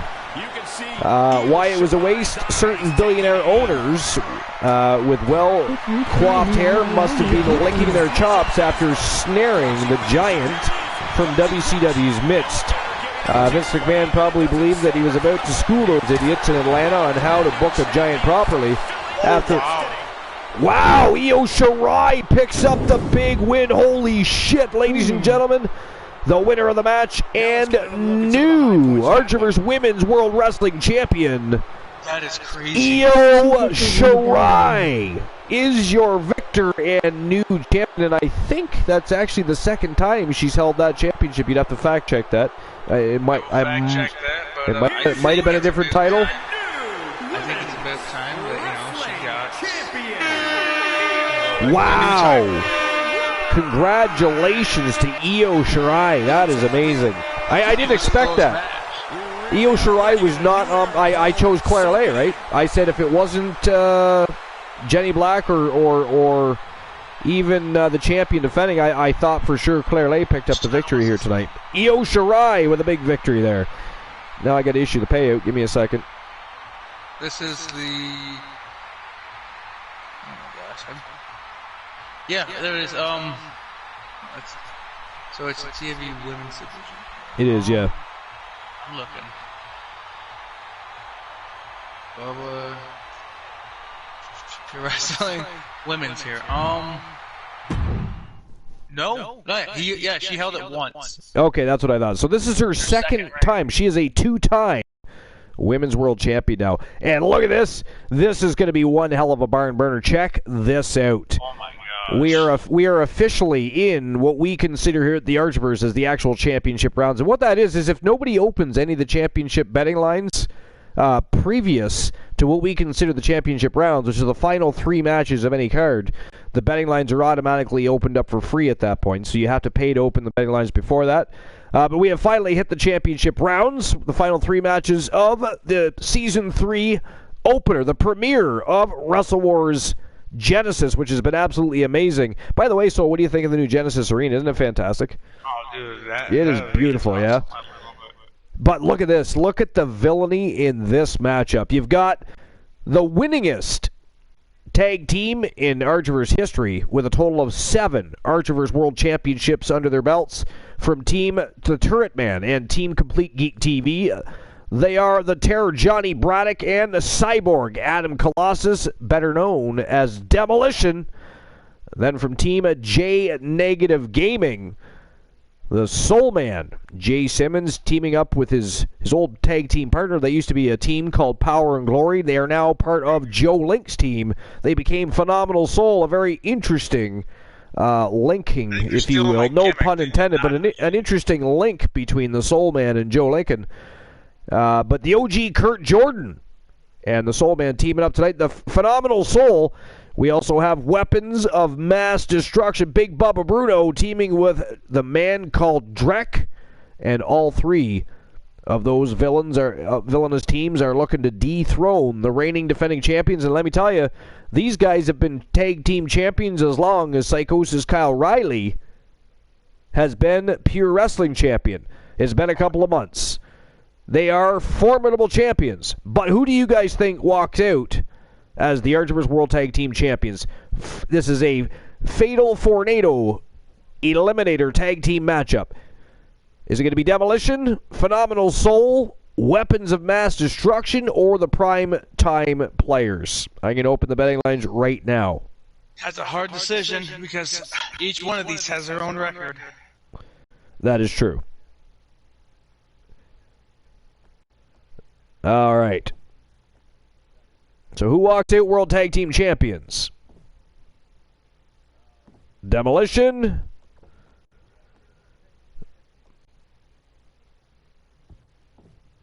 Phenomenal Soul.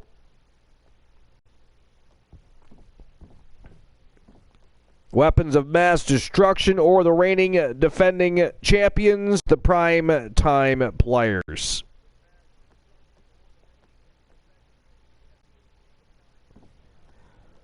As always, 5 minutes to make your bets. The new jackpot number for a chance to win a channel redemption of your choices, 069. And there we go. Betting lines are open. So, ladies and gentlemen, without further ado, the Archiver's World Tag Team Championship on the line. Demolition, Phenomenal Soul, the Weapons of Mass Destruction, and the reigning defending champions, the Prime Time Players. Let's go!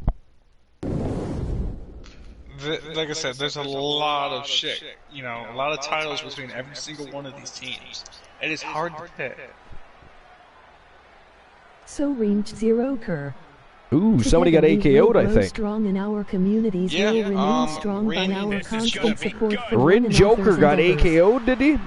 Fantastic. I do love it when somebody gets AKO'd. I like it even better when somebody gets banned. Now, I know these villainous fucks are always unbanning people. I mean, my mods are very insubordinate, but... 5, 4, good luck, Solenders. There are some amazing and fun channels. Oh, it is Stream Elements. Why did Stream... I gotta read what the message was.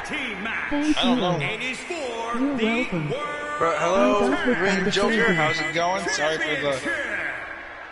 I got hit by a chair. No, you got hit by an arcade. How rude! You got hit by an archer KO. It's a big time opportunity, Byron. Indeed, but it wasn't. They actually. I don't know what they said. I'm just trying to figure out what it was they said. Maybe it was the all caps. I don't know. Froggy, do me a favor. Click on the deleted, because mine can do this too. Click on deleted message and see what it said, please.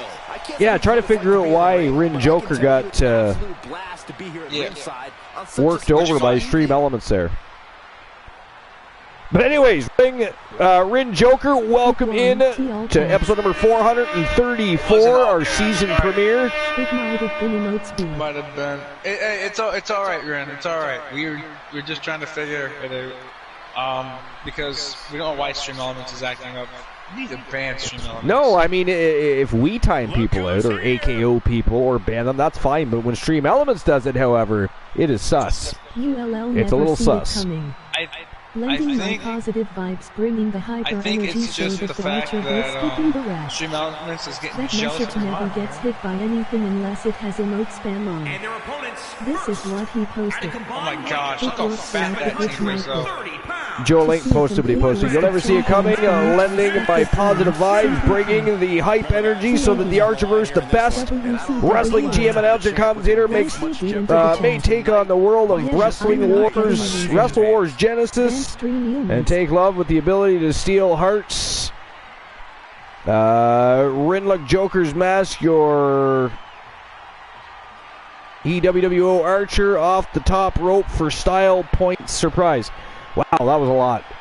I'm still trying to comprehend. Joe Link, can you just translate that for me, please? It's hurting my head. You know what? I have it. I got you. I think I can translate this. Probably because there was a lot of all caps there, Joe Link. That's probably why. I'm not sure. I didn't realize I had anything. Probably, yeah, I think it was the caps. You know what? Here, I'll summon this up all in one sentence. I think it means come see the late night place to be on Twitch TV, the absolute best in the business, period. The one and only Archer. I think that's what it means. Well, that is close, anyways. That is definitely close. You know what? My Nightbot's been nice to you. You know this, right? Everybody butchers that. What is it with all you guys? You guys have been here for how long, and you still butcher? No, I just put my own spin on it because I know you like it. You are the best in business, period. There's no one else. Froggy Mothlick says, yeah, I'm not getting a reason either. Yeah, I think it's simply because it was in all caps. I just didn't realize that was a thing. I didn't realize, but then again, I guess nobody really comes in typing in all caps. So there's that. We know now, right? We know now. You're likely to see a new champ crowned here tonight. All right, so back to my list here. I was still in the middle of the St. Valentine's Day Massacre, so why it was a waste? So we left off with the Giant McMahon. So Vince McMahon probably believed that he was about to school those idiots in Atlanta on how to book a Giant properly. After all, he'd done a sterling job with Andre. The rebranded Big Show didn't get off to a great start. It's hardly a negative that Show debuted during a cage match between McMahon and Steve Austin. They were the two biggest stars in wrestling, and he was surely going to make an impact straight away. Show did. He hurled Austin through the cage wall and accidentally caused Vince to lose. The hilarious. Yeah, good. That is a good question. That was my main question. How the hell did you get a 7-foot, 500-pound giant underneath the ring? So this hilariously thick intro would become a commentary on Show's entire WWF WWE run. He should have been a bigger success than he was, but that was wasted. That wasted debut set the tone for all the nearly moments, laziness, and comedy that was to come. And that is true. I mean, they should have done a lot more with Big Show than they did. I mean, and then they should have dropped the name Big Show a long time ago and done something more interesting. He came to WWF with Paul White. I mean, he was a big dude. Yeah, but then he became the Big Show. Right, and that's when he went to AEW, but he went back to his original name. Yeah. BS. I like that. I like that slogan. So number 8 on the list is Razor Ramon and Diesel. Why it was so it says, what the hell are these two guys doing here? That's something you're probably asking yourself right now. He says, think about it though. WWF Telly made a massive deal out of the supposed returns of Scott Hall and Kevin Nash in September 1996. In the end, fans didn't get Hall and Nash. No, they got Razor Ramon and Diesel instead. Glenn Jacobs, who'd gone on to succeed as Kane, and Rick Bognar looked like Halloween costume wannabes when they strolled out pretending to be WCW's new hires. If the WWF intended to bring Razor and Diesel back at all, then they should have waited until they had the right deal. The real deal. onlookers were horrified when JR welcomed the cosplaying duo back to the WWF on the 30th of September episode of Raw, and rightly so. This was a slap to the face to anybody who dared to believe their favorites were Federation bound again, and what a waste of everybody's time. So they weren't very clear about that. They were actually talking about the fake Razor and fake Diesel. You know. That was stupid. I hate to say it, but they were trying to replace one of their top 2 people. That was pretty stupid. I mean, he was attempting to prove a point with that, right? That they were his characters, and he could, you know, whether Scott Hall and Kevin Nash left the business or not, those characters could still exist if he wanted to make it so. But it was funny, right? But fake Razor, though. That was funny. I hate to say it. I mean, I hated it. I hated all of it. I hated it too. But that's just me. Yeah. And then Diesel, the fake Diesel, I couldn't get behind. I got behind the fake Razor. Yeah.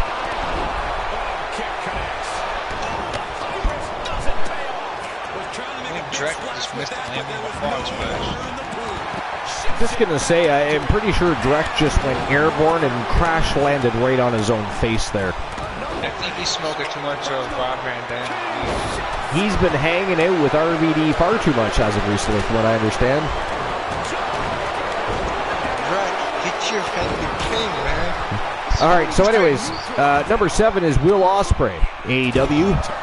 And I agree, that was terrible. But anyways, why it was a waste? Well, former IWGP Heavyweight Champion, celebrated athletic marvel, and all-around pro wrestling superstar Will Ospreay showed up by surprise on the 8th of June edition of AEW Dynamite. His mission? Stand there smiling like this was Raw in 2017 and he was Finn Balor. Man, what a waste. Ospreay then worked his first All-Elite match on the following Friday's Rampage. It was a 6-man effort alongside his Aussie Open pals against FTR and Trent Beretta. A workable match, but not quite high profile enough to make Will's first 2 showings in Tony Khan's World Worth a Toss. The UK standout will be part of AEW's Forbidden Door pay-per-view. After that, who knows? He's just the latest major name to show up on Khan's TV with no real rhyme or reason. Here's Will Ospreay, folks. Yay! The Dynamite bow wasn't enough, and he shouldn't have been in a 6-man for his first bout in the company. See, I didn't see that because I stopped watching AEW on a weekly basis quite some time ago, so I didn't even know that had taken place. But I'm not surprised, I suppose. Let's see. Number 6. Actually, I'm going to catch up with I was going to say twat. I'm going to catch up twat. I was thinking twat, maybe. I had Christian Cool on my mind. That twat and Christian Cool. Right? One of those just doesn't belong here. One of those just don't belong. Oh my God. But anyways, let's see. Yo, Black Swordsman in the house. What's going on, Black Swordsman? Welcome to the season premiere. The season 3. The first episode of Wrestle Wars Genesis for the new season. And episode 434. Welcome in, my friend. Appreciate you. How you doing? How was your day? How was your holidays? I can't remember if we've already discussed that, so just in case we haven't. How was your holidays? How was your Christmas? How was your New Year's? Your New Year's Eve? Your Valentine's Day? Just in case you're related. Yeah, if he's related to Poindexter, he might have already been there, done that. Don't say it out loud. He might actually do it. Fair. But anyway, Black Swordsman. Here, just lurking, is Disciple of Darkness. Thank you, Disciple of Darkness. A legend. Looking to ink contracts again for both Ivan Brown Jr. and, of course, Annabelle, which will be, of course, Jenny Black's new but old, new to us, reunited to them, new to us tag team. So it's going to be a lot of fun. All right, so I guess I'm pretty much caught up on chat. Doesn't look like I missed anything. No winners of the jackpot. No channel redemptions. For the what? Did you get 144? Yeah. Yeah, last week was 144. It's kind of crazy that everybody's having such an issue winning the jackpot. I remember there was a time where it was won almost nightly.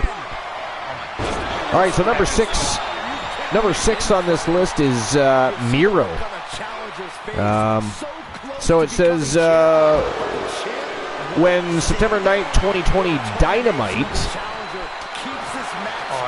and it said why it was a waste. That's when he debuted for Dynamite. So why it's a waste. Ospreay got off lightly compared to the former Rusev. Miro's very first angle in AEW circles was to pretend that he'd been buddies with Kip Sabian for years. The ex-WWE worker was Kip's best man, but he was starring in one of wrestling's worst debuts. Fans wanted to rally support around Miro because he'd been poorly treated by WWE for years. I totally agree with that, by the way. Despite knowing that, and for some unknown reason, Tony Khan elected to blend an obvious sign moving on from that other promotion promo with some crummy storyline that saw Miro link up with Sabian. It was stupid, and it had been months before the incoming star looked like the major coot he actually was and is. Miro's Redeemer switch improved things exponentially, but not before people were forced to sit through an unwanted tag run with Kip. This was just a good fit for either man, being brutally honest. It sucked the life out of Rusev's arrival in the company. And I agree with that. It did suck the life out of his arrival to the company. And by the way, they didn't do anything different with Miro, a.k.a. Rusev, than the WWE did. So, I mean, it wasn't just a wasted debut or arrival. It was a wasted time period. I think they put Rusev with Kip because I think Kip was still brand new. Well, I mean, I don't have a big problem with him being put with Kip, like some people did. I actually thought they made a good tag team. I just don't think they did enough with them as that tag team. I mean, they could have been champions, you know what I mean? Actually, did they have the titles briefly?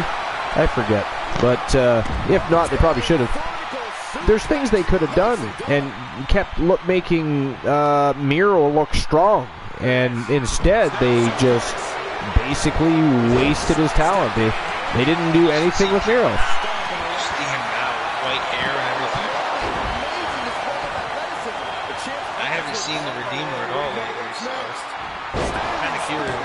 Referee's not even counting. Right, are we talking about? Oh, we're talking about the match on hand here. I was thinking, what are you reading? You can't. Something about the referee's hand and this and that. And I'm like, good God. Have we even had an elimination yet? Nope. We're working on it. No, wait a minute. There's a member of Primetime Players missing. Oh wow. I think the great champ Jackson has already been eliminated. I could be wrong. He could be on one of the other sides of the ring. But we have Druck and Simmons in the ring. We have the OG, JR Jack and Big Bubba Bruno outside the ring. And it looks like Druck's just been busted, and that's a game changer. So yeah, I think the great champ Jackson already been eliminated here. So for the first time in many moons, the Primetime Players are at. They're at odds right now. They are in trouble, and they could lose those titles. I think 2-on-1 down there, they're trying to get the big man now. I can see that. The biggest threats on the ground. I mean, to be perfectly fair, and although it's, especially when you're the manager of the team. Oh, no. Big Bubba Bruno. I was just gonna talk up Big Bubba Bruno. Poor timing, so I'm just gonna stop the conversation there. You might want to. Yeah. Drek, it's all down to you. Don't you fucking lose. Wow, and there goes Drek. Wow. It is down to the Phenomenal Soul and JR Jack from the Primetime Players. Wow. I wonder if JR Jack's gonna get through this. This is insane. Could you imagine if he did? It wouldn't be the first time. JR Jack has pulled that off before. Who did it recently? Do you remember who did it recently? Was it Somebody just did it. I know Carmella tried. No, it was in the men's division. Men's? Yeah. And they were the only member of their team still left alive. And they were against two other people, and they pulled it off and won. Life is great. Joe Link. Froggy Moth Legs. We need your assistance. Your services are required. We're trying to remember who it was that recently did that. Make sure you want to call Froggy. And there we go. That is it. That is all, ladies and gentlemen. The winners of the match and new Archerverse World Tag Team Wrestling Champions from Team J Negative Gaming and Team KJ 2294 representing Phenomenal Soul and Team Joe Link. It is the Soul Man, Jay Simmons, and the OG, Kurt Jordan. They are Phenomenal Soul, and they are your new tag team champions. Congratulations to Phenomenal Soul, J Negative Gaming, and of course KJ 2294. Oh, and Joe Link, of course. That is Joe Link's team. Congratulations to Joe Link. That was a fantastic match. I'm going to go ahead and issue the payout for it right now. Just give me a second. And I'm going to have to talk to the guys because they're stealing my stuff. My gimmick. You know, I think for the first time in a long time, I don't know, maybe he's coming down with something, but Drek just didn't look himself in that matchup tonight. I don't know. There was something off in his performance. My opinion only.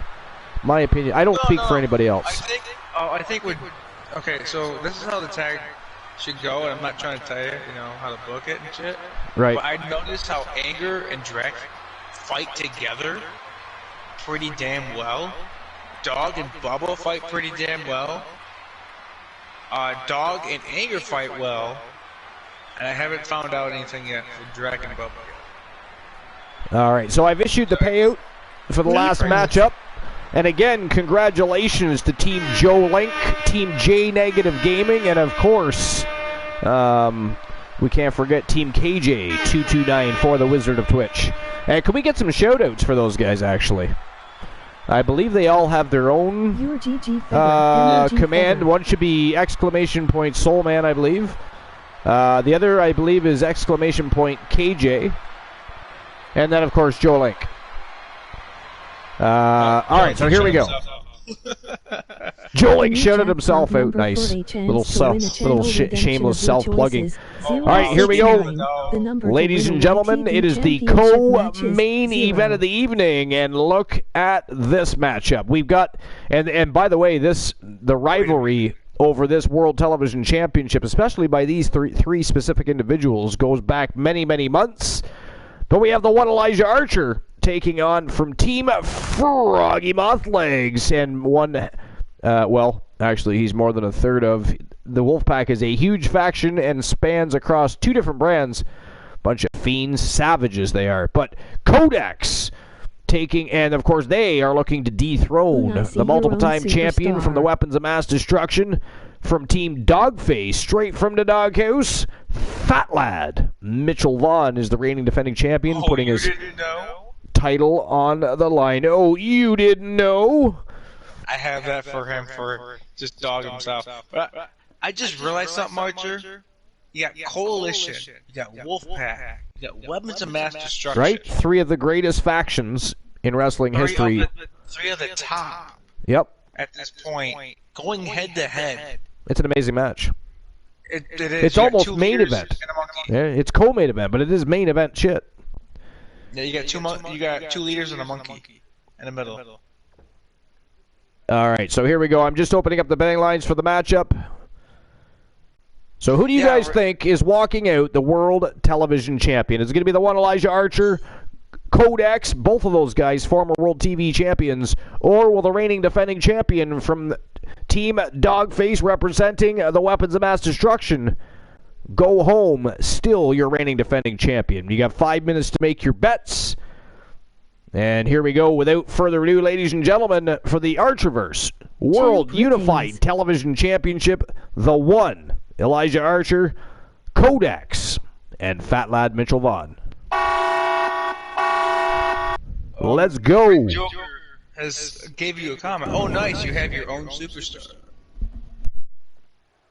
I do have my own superstar. He just does not perform as often as the others. I mean, he has to have the lights off first. He does have his own specific rivalries throughout history, but Archer's too busy partying and getting into trouble. I mean, he has far too much money and finds many ways to get himself into trouble. Sunbelt Pro, what's going on? And thank you. They are fantastic belts, aren't they? Yeah, they are. They're fucking phenomenal. I mean, believe me, Sunbelt Pro, we spend many hours perfecting our arenas, our rings, our turnbuckles, our championship belts. We simply stated, we have a reputation to uphold, Sunbelt Pro, because we are the late night place to be, the most must-see show on Twitch TV, and without a shadow of a doubt, we are the very best in fantasy wrestling excellence, bar none, period. So with that said, excellence, is expected. Excellence is given. Isn't that right, Rin Joker? Tell him, Rin Joker. And there's only one place to be, and it's only on Twitch TV. But if you missed the show, don't worry about that. You can always catch it on YouTube. You are following the very best in fantasy wrestling excellence, bar none, period. Oh, you don't have to worry about the administrators deleting our videos either. MOG Feather, World, MOG Globe showing the there's only one person missing from champion, this MOG match. Trophy. Oh, technically 2 people. You forgot Cool. Hyper Knight Raven says, quote the Raven evermore, I am a feather. World Anyweight Champion. That is a fantastic accomplishment. But can you hack it where the big boys play? Can you come over here and win an Archerverse Championship or a WCW Championship or a YTD Academy Championship for that matter? I mean, the level of talent is through the roof, but we do welcome you to try, of course. There's ways you can do that, and people can guide you on exactly how that is possible. But, ladies and gentlemen, I have news to deliver you right now. It is trending worldwide. Actually, no, it's not. It's not trending at all. I'm just making that shit up. But right? So what I was going to say is my news is quite simply this. Yeah, I got to pee, so I'll be right back.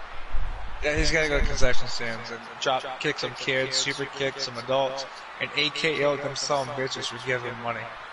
And here comes one of our favorites. But Gladiator, I don't know if he found your wrestler, your superstar yet. I'm not 100% sure. And it's like my feathers. Well, Hyper Knight Raven. All I gotta say is can you get through the best of the best. Weapons of mass destruction from Birmingham, England, weighing in at 243 pounds. He is the Alliance Wrestling Archer's Wrestler is their profile pic. Champion. Smile. Mitchell Bashaw. The champ comes into his title defense incredibly confident, Corey. And with good reason, Cole. When you're the champ, you don't have to worry about winning. You just have to make sure you don't lose. That is the champion's advantage. Yeah, I hate to leave you guys hanging high and dry. But Joe Link, Froggy Mouth Legs, if Archer gets back before I do, let him know I had to go take care of Little Embers. I think she's rolling out of bed and fell on the floor again. So I have to go upstairs and settle that storm. So would you guys mind taking over while I vanish for a bit? Social media thank you. buzzing. I'll be back. As it always is when this title is defended.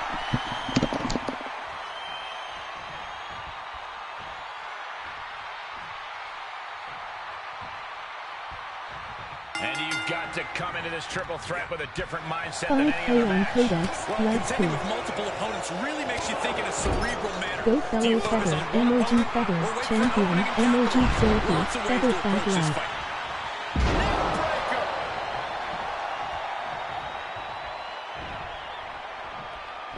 Oh, this is not good at all. The pendulum pendulum backbreaker stretch. And now he's giving you all another chance to simply take it all in. I have returned. I see everybody is in the ring and the action is well underway. Since this is the co-main event of the evening, I should get the list underway almost immediately here because we've only got, I think, another 4 or 5 to go. But I'm just going to catch up on the chat real quick here, see if I missed anything. Archer's Wrestler is their profile pic. Sorry, what are we looking for? You know, I like this Hyper Knight Raven. Hyper Knight Raven, can somebody give Hyper Knight Raven the Discord info so he can put a... I don't know, maybe Hyper Knight Raven has a superstar that he'd like to ink to a contract so that they can start a career here at the Archerverse. You never know. Perhaps Rin Joker. Rin Joker might want to ink a superstar of his own to a contract. I mean, there's information that needs to be available to people. Sorry about that. See that number 101 streamers are part of the Fam Jam and have wrestlers that are winning championships, forming tag teams and alliances, factions. Be part of the Fam Jam. You don't want to miss a single solitary episode, so a good way to make sure you catch every episode, make sure you've got a wrestler circulating through the shows, winning titles. It is a great way to be more interactive with the Archerverse TV, not to mention. And it is a lot of fun. You're part of one of the greatest communities on Twitch, bar none, period. And you, Rin Joker, and you, Hyper Knight Raven, can help us continue the standard and raise the bar to make sure that we are always and forever the late night place to be in the most must-see show on Twitch TV. Yeah, are you sure? We're at 103, by the way. Let's see. Rin Joker says, I made both mine and Raven superstars over at WRW. All right, well, if you got superstars ready to rock and roll, you just head on over to our Discord. Did anybody drop the Discord link? Yeah. Yeah, we're at 100 and we're at 103, not 101. Well, no, we're at 101 because Jenny Black is a returning superstar. No, I'm talking about Gladiator. Oh, they haven't been inked to contracts yet. There's 3 superstars that are going to be inked to contracts tomorrow, and that would put us at 104. So we're not talking about those guys. I'm just making sure. Yep, no, we're good on that. Little Ember's just screaming, having a nightmare. But yeah, so if you head over to the Archerverse Discord and you go to the ink a contract section, you can put your information for your superstar, your hashtag, so that we can ink your superstar to a contract. In any case, the people in the chat room will take care of any questions you might have. I'm going to get back to the list. And sorry, where did you say we were? You got past Big Show. Right, I'm at number 5, which is Rob Van Dam when he debuted in TNA. No, before that was Big Show, yeah. Is it? I believe so, yes. The one before that. It's page by page. It's one of those ones where you get to switch the page. It's not even all in the same. Yeah, so I know it's I'm on the right one. But so it says when was March 8th, 2010. It was Impact Wrestling. Why it was a waste. Look above. Well, you can't look above. Anyways, but it says look above to see Rob Van Dam squashing none other than Sting during his TNA debut in March 2010. Fans popped huge for RVD's debut, and it was surely the start of something special for both wrestler and roster alike. So why is it here? TNA made an arse of it seconds later. That's why. Instead of letting Van Dam look like the man, Booker scripted Sting to get up, batter Rob with his baseball bat, and totally piss all over his celebrations. Then almost immediately, focus changed to the Stinger and Hulk Hogan. Poor RVD ended up being a bit part player during his own debut moment. One would love to have been the proverbial fly on the wall during the creative meeting. Okay, we'll have RVD, one of the hottest free agents in wrestling, squash Sting, then Stinger can get the last laugh and we'll concentrate on Hulk Hogan. Terrible. And I agree that is terrible, and it was terrible, and it was a waste. I totally agree with that. So another near fall, this time by Fat Lad. Archer just about taken out of the matchup. By the way, this is a single fall match. It is not an elimination match. At least I think. No, it's seems like it's an elimination. Oh, no, it is an elimination. That's correct. And for a minute there, I thought it was a single fall. Did Codex change his gimmick again? No, he's still Codex. Okay. Yeah. I mean, don't put that out there, because yeah, that's the last thing we need is for him to show up on Starrcade for some damn reason dressed as somebody different. I mean, we're just getting used to Codex. God knows when it comes to the Professor Poindexter, I'm telling you. Not that we've ever called him that in a long time. I mean, it's been many moons since he went by the Professor Poindexter. Oh my gosh, 1, 2, 3 Codex. 1, 2, 3 Codex. I like it. All right, number 4 on the list is the Ultimate Warrior WCW debut. Oh, I don't think anybody did. When was the 17th of August? The 1, 2, 3 Codex. And there goes Archer's controller. The hell?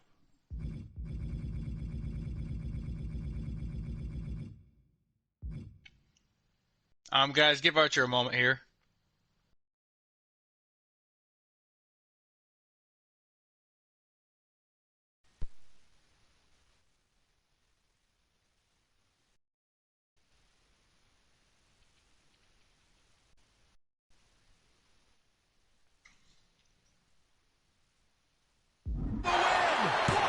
Give him a moment here. For your troubles. Yeah, his mic just went straight to hell. Archer, that was terrible. It's all good, I get technical difficulties too.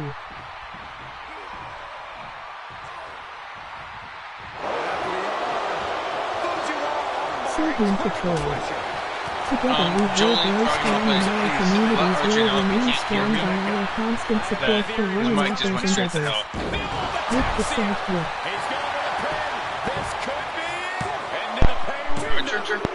All right, there we go. Sorry about that. My other controller had bit the dust. You can blame Froggy Mothlegs. He's supposed to be in control of our equipment when it comes to our headsets, the video production, and tonight he has been absolutely ghastly at his job tonight. Good God. All right, so anyways, where were we? You were talking about the Ultimate Warrior. So Wyatt was, in 1990. So Wyatt was a waste, rambling, borderline incoherent promos were kind of Jim Hellwig's thing. During his pop as the Ultimate Warrior in the WWF, the dude droned on and on about celestial beings, mythical journeys, and spouted all manners of nonsense. It was engaging in 1990. Wrestling had moved on by 1998, so it was laughable that WCW thought sticking a live mic in Warrior's hands for a repeat of this WrestleMania 6 build opposite Hulk Hogan was the way to go. WCW fans sat on their hands as Warrior rambled on and on and on and on about the same old guff. Then he appeared in a cloud of smoke through a trap door in the ring, and everybody acted shocked.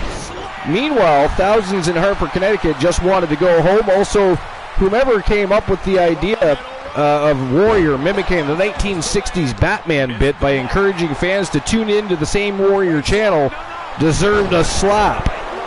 Warrior was at his best when he was straight to the point physically. The rant made Triple H's 20-minute 2002 Raw promo look stellar. It's actually funny they break that up because that was a terrible promo. I agree. Number 3, Hulk Hogan and the NWA debut in WWF. When it was No Way Out 2002. Why it was a waste? There's a reason why that subheading is split between NWO and Hulk. The old New World Order wanted to tear WCW's corporate structure apart. They were rebels, and they very much marched to the beat of their own drum. That's why it made zero sense when Mr. Hall, Nash, and Hogan arrived in the WWF to do the dirty work of a crazed Vince McMahon. Fans in Milwaukee Bradley Center instantly showed why the NWO re-debut was a bad idea. They craved the old red and yellow Hulkster everyone had grown up with. It had been 9 years since Hogan ran wild on WWF TV, and the people were ready for a nostalgia kick. It felt like a waste to ignore that, at least originally, in favor of Hulk's NWO troops working for the boss. Nobody wanted to see it. They wanted to see the leg drop, the posing, and the Hulk Hogan of old. Eventually, fans got that, but not before this wonky piece of presentation. Yeah, I think it happened right after The Rock and Hogan at WrestleMania. I mean, I am just kind of excited that they happened to use the word wonky. I mean, exactly. You know, I'm just saying. Fucking wonky. I think Wonky. That's a new band. Ghastly. Wonky. I should get a. You know what? I do need a new emote that says wonky now. I agree. Turn on Hulk when he faced all right.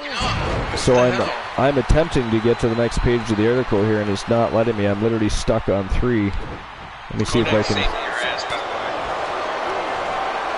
As he should. You know, he's cheated me out of matches, or cheated Archer out of matches in the past, as he should. I mean, you blame Froggy Mothledge for that one. All right, there we go. Number 2. Oh, he took Archer out. Codex has eliminated Archer. It is down to Codex and Mitchell Vaughn. Saved Archer just so he could take him out. Saved him just so he could take him out. That is absolutely ghastly. That's right, boo. Archer, I'm sure, was the fan favorite to win this matchup. You know, I apologize to everybody. I'm sure everybody wanted to see Elijah Archer win that Unified World Television Championship. What can I tell you? What can I tell you? He was duped by Codex. I did want to see him win. You probably did. It is always fun to see Archer with the title too, but you know, again, Codex duping Archer. You know, thought he was his ally. Thought they were going to take out Mitchell Vaughn together. What's he do? He helps him up just to take him out. Saves him to stab him in the back, if you will, ladies and gentlemen. All right, so number 2 was CM Punk, WWE. When November 12th, 2019, backstage. Why it was a waste? CM Punk's departure from WWE in 2014 created headlines around the world. He'd been unhappy with the system for a while, and former world champ wasn't afraid to let everybody know it. Generally, fans were split into 2 camps. Some supported Punk, whereas others mocked his woe is me whining. Glenola and I being 2 of those people that did that. And continue to do so, by the way. We have no problem bashing Punk. But anyways, whoa! And that is it. That is all, ladies and gentlemen, the winner of the match. And still, Archer was World Unified Television Champion from Team Dogface, straight into Doghouse, representing the weapons of mass destruction. Fat Lad Mitchell Vaughn is still your champion. Who? Tell me, who is it? What's his name, Soul Embers? Do you remember? That's hard. Is it Mitchell No Name? Mitchell No Name. My God. Gotta love the classics. Let's see here. But you know what? At least Wolfpack didn't get it either. You know, you gotta give him credit for hanging on to that title. I'm just trying to issue the payout here, but for some reason it's giving me a hassle. All right, so congratulations to Fat Lad Mitchell Vaughn, Team Dogface, and of course the weapons of mass destruction. Play. 1-3-1. Your numbers Closer. are 1. Closer than I was before. Good luck, Soul Embers. There are some amazing and fun channel rewards to choose. All right, so now we are at the main event of the evening, and this match has been trending worldwide all day long. Why? Because it is so amazing that Awesome Ted Cobb, by the way, Awesome Ted Cobb, still not even an actual member of Wrestle Wars or Starrcade, but is the World Wrestling Champion. He won an opportunity. He took full advantage of that opportunity. He did not just knock on opportunity's door. He kicked that bitch down.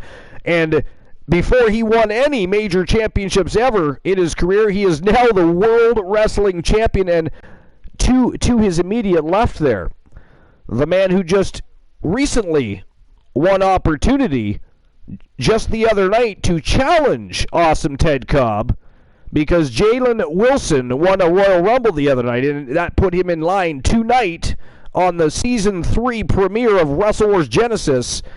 In the main event, he's facing Awesome Ted Cobb for the Archivers World Wrestling Championship. These are two YTD Academy sensations in the main event of Wrestle Wars Genesis battling over the World Championship. That's just fucking cool, if you ask me. Oh, hell yeah. That is just fucking cool. All right, so Fat Lad was the winner, still your champion. Payout has been issued. Joe Link just shouted dog out, so you know I gotta do it. Oh, you lucky people! How's it going, Doghouse? There you go. All right, so who walks out world champion? This is a best 2 out of 3 falls match. You know what? I gotta go with the newcomer. Well, technically, they're both newcomers. I mean, Team Chronos BRs, they've been around the block for a bit now. Awesome Ted Cobb, people know who he is, so I guess I understand what you're saying. Jalen Wilson. Jalen, whatever.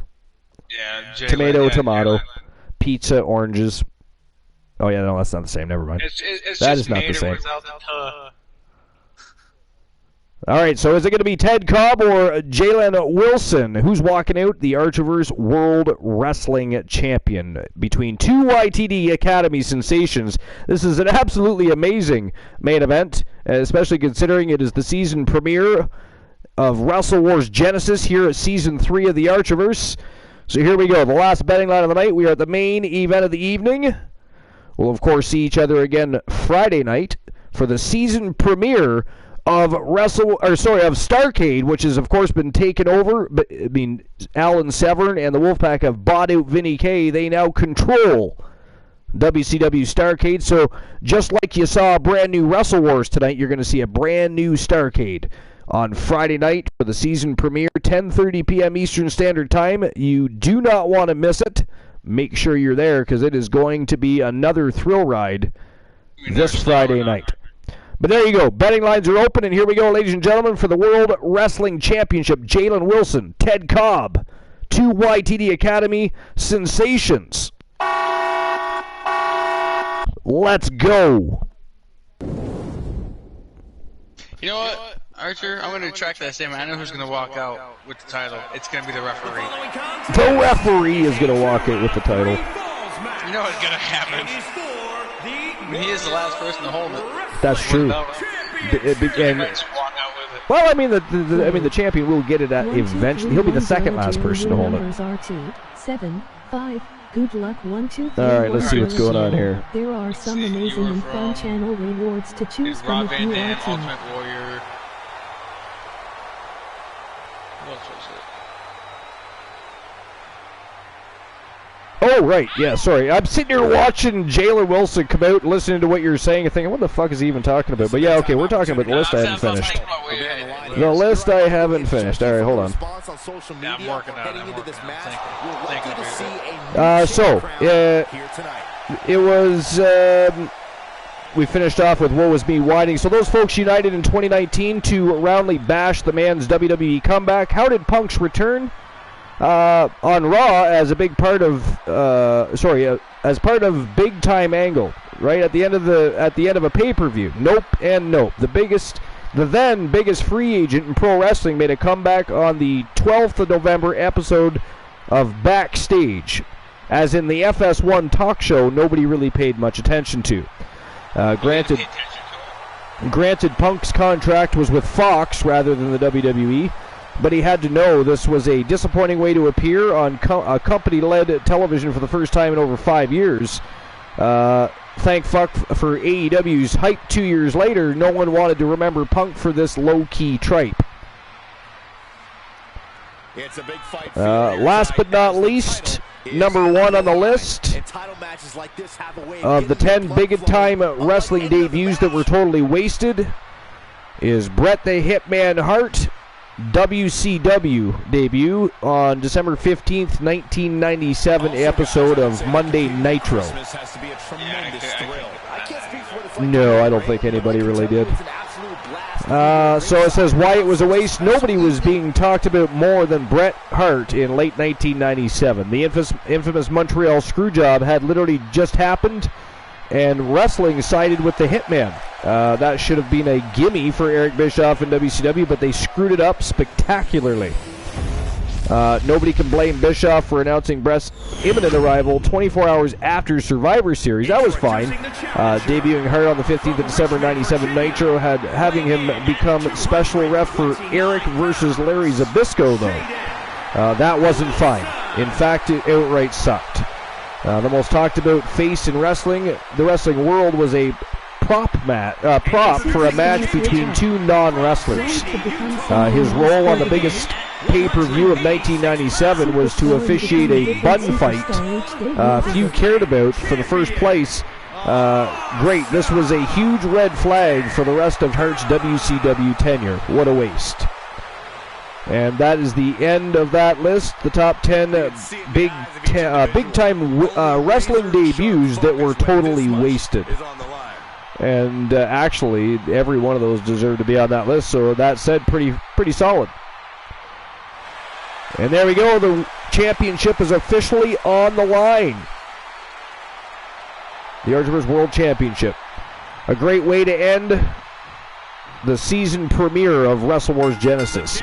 Ted Cobb, awesome Ted Cobb versus Jalen Wilson. I'm gonna, you know what? I'm gonna give you the full spotlight tonight. Appreciate you being here for me. No, I'm just fucking. Thank you for having me. I'm actually gonna head on out. No worries. Have a good night. I shall probably talk to you tomorrow. Anyways, I mean. After this match, we are over it at anyways. Everybody knows Friday night is the season premiere of Starrcade, the first show where the Wolfpack will be in control. So it's going to be very interesting to see what goes down. We do know Alan Severn is going to be the main event, fighting for the World Championship, 10:30 p.m. Eastern Standard Time this Friday night. That's where you've got to be Friday night. Don't talk about Fight Club. You know how this works. Indeed. All right. For those who are here and watching Archer, I hope you all have a great night. And actually, hope you guys have a great rest of the show with Archer still leading the way as he always does. Indeed. Well, this is the main event of the evening, so 2 out of 3 falls. I'm blowing smoke up your ass. Take with a compliment. It's a very smoky situation. I know it's not like Marilyn Monroe and fucking New York Times. I'm not blowing that far up. But like I said, thanks Archer for having me, guys. You have a great worries. night. Archer, we will talk tomorrow. Indeed. Have a great night, my friend. We shall talk tomorrow. God, it's about time to get the fuck off. Oh wait, I'm still alive. You are. My bad. The new Jack Later. For a chance to win a channel redemption of your choices. And a big shout out for Soul Embers, who was on the broadcast all night long, and of course Glenola, Team Glenola, who was here earlier this evening. 2 great guest hosts. While Glenola is more of the co-host with the most now, he's kind of even slid into Christian Cool spot, right? He's kind of overtaken Christian Cool as the co-host with the most these days. All right, so. I mean, that was a pretty good list, though. I mean, like I said, I think everybody deserved to be on that list because pretty much, I was never a big fan of the Warrior going to WCW to begin with, but the fact that they mentioned that, it wasn't like the entire tenure of Warrior in WCW was just a complete waste. They couldn't have handled that more poorly. He's taking this to the floor now. All right, so now that the list is over, I'll catch up with the chat here. Ring Joker says, I'm glad I got to catch this. We are glad you got to catch this too. Thank you very much for being here. Thank you everybody for being here. Again, we'll see each other again Friday night.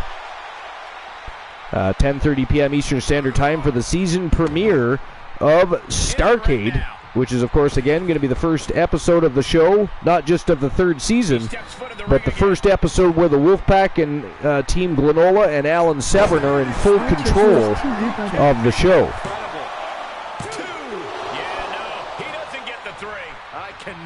All right. I see Girly Girls slip back in to play the lotto. 275, unlucky. Nobody won the lotto again tonight. And the count stopped short of 2. Right now, that is crazy.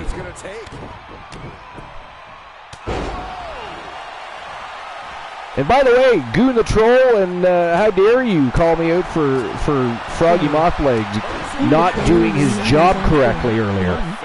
You know, yeah, again, he is in charge of equipment and keeping track of what's going on with the video production truck. And, I mean, he was just ghastly at his duties tonight. What can I say? What can I say? But how dare you, sir? That's right, Boo the Man. See, Froggy says it's true. If the Frog says it's true, then it must be true. That's how much winning this title means, to give everything you've got. Joke time. All right, let's see. Soul Embers wants a joke. So, there once was a man that walked into a room full of professional wrestlers. He raised his hand and says, "I am the very best wrestler on the planet today." And then he announced his name as Jack Stone.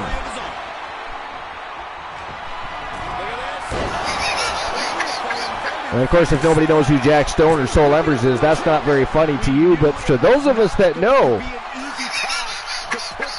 it is damn well funny to us. And we applaud all of that villainy. We applaud all of that villainy. And it was a little bit of evil, too. I understand that. It was a little, you know, hitting below the belt just a little bit. But all right. Amber Extreme versus Jenny Black. A YTD Academy Dark match requested by Joe Link. So just go ahead and put that in the match request section. Whoa, a near fall there. I believe it is now 1-0 for Awesome Ted Cobb. I think he just picked up a pinfall over Jalen Wilson. I was actually catching up on the chat when I heard the bell ring, but I do believe that is the case. And I still think it is awesome that we have two YTD Academy sensations here battling over the Archivers World Championship in the main event of the season premiere of Wrestle Wars Genesis. Absolutely fantastic, I think.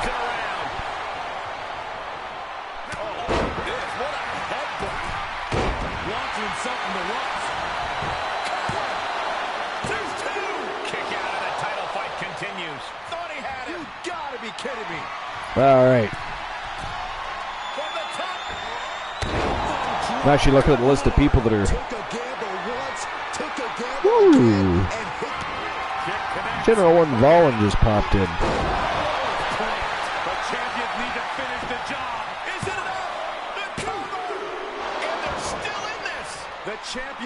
Jalen Wilson getting that shoulder up again, staying alive. He is still in it to win it. Sense the desperation mounting as that last move couldn't finish things. This place has come unglued. Man, oh man. Joe Link says, yeah, I put it in the section with Redeem next to it. Perfect, thank you. Appreciate that. And this is, well, it's not looking good. For the championship! No problem. Wow, look at that. That is absolutely crazy. Ladies and gentlemen, the winner of the match and new. And look at that. Awesome Ted Cobb is fucking furious. Oh, he decked the referee. Referee is down, but folks, we have ourselves a new Archivers World Wrestling Champion. His name, Jalen Wilson from Team Highlight of the Night. Congratulations, Jalen Wilson, and Highlight of the Night. That is amazing. We had two YTD Academy sensations going head-to-head in the main event of the Season 3 premiere. And, I mean, it was amazing enough that Awesome Ted Cobb held that championship. But now, not only do we have a newcomer, literally had one match, two matches now, I think. Sorry, my apologies. He's had two matches at YTD Academy. He earned the right by winning a Royal Rumble to be here tonight to face the world champion. And in only his third matchup, he is world champion, not of YTD Academy, but of Wrestle Wars Genesis. That's absolutely fantastic. I mean, honestly. All right, but ladies and gentlemen, that is it. That is all for episode number 434, the season 3 premiere of the Wrestle Wars Genesis. And it was a fantastic night. I appreciate everybody for being here. Last night was a fantastic night, too. The pre-season 3 hype show went over very, very well. It was a fantastic night. We had such a great time. Yeah, if you're not already part of this raid invasion, jump in. I did see a 9, then the 9 disappeared. Jump back in here. You want to go say hello to the Japan hobbyist and spread a little love. Show them that we are supporting their endeavors here on Twitch. Thank you for the just like we do with the rest of our community members when we see them stream, and we go and show up and show a little love and support. But what a night! Jalen Wilson, the new Archivers World Wrestling Champion. That is absolutely crazy. But we'll see each other Friday night, 10:30 p.m. Eastern Standard Time for the Season 3 premiere of WCW Starrcade. We'll see you then. It is invasion time. And you don't have to go home, but you can't stay here. So please, do me a favor and get the fuck out. Goodbye.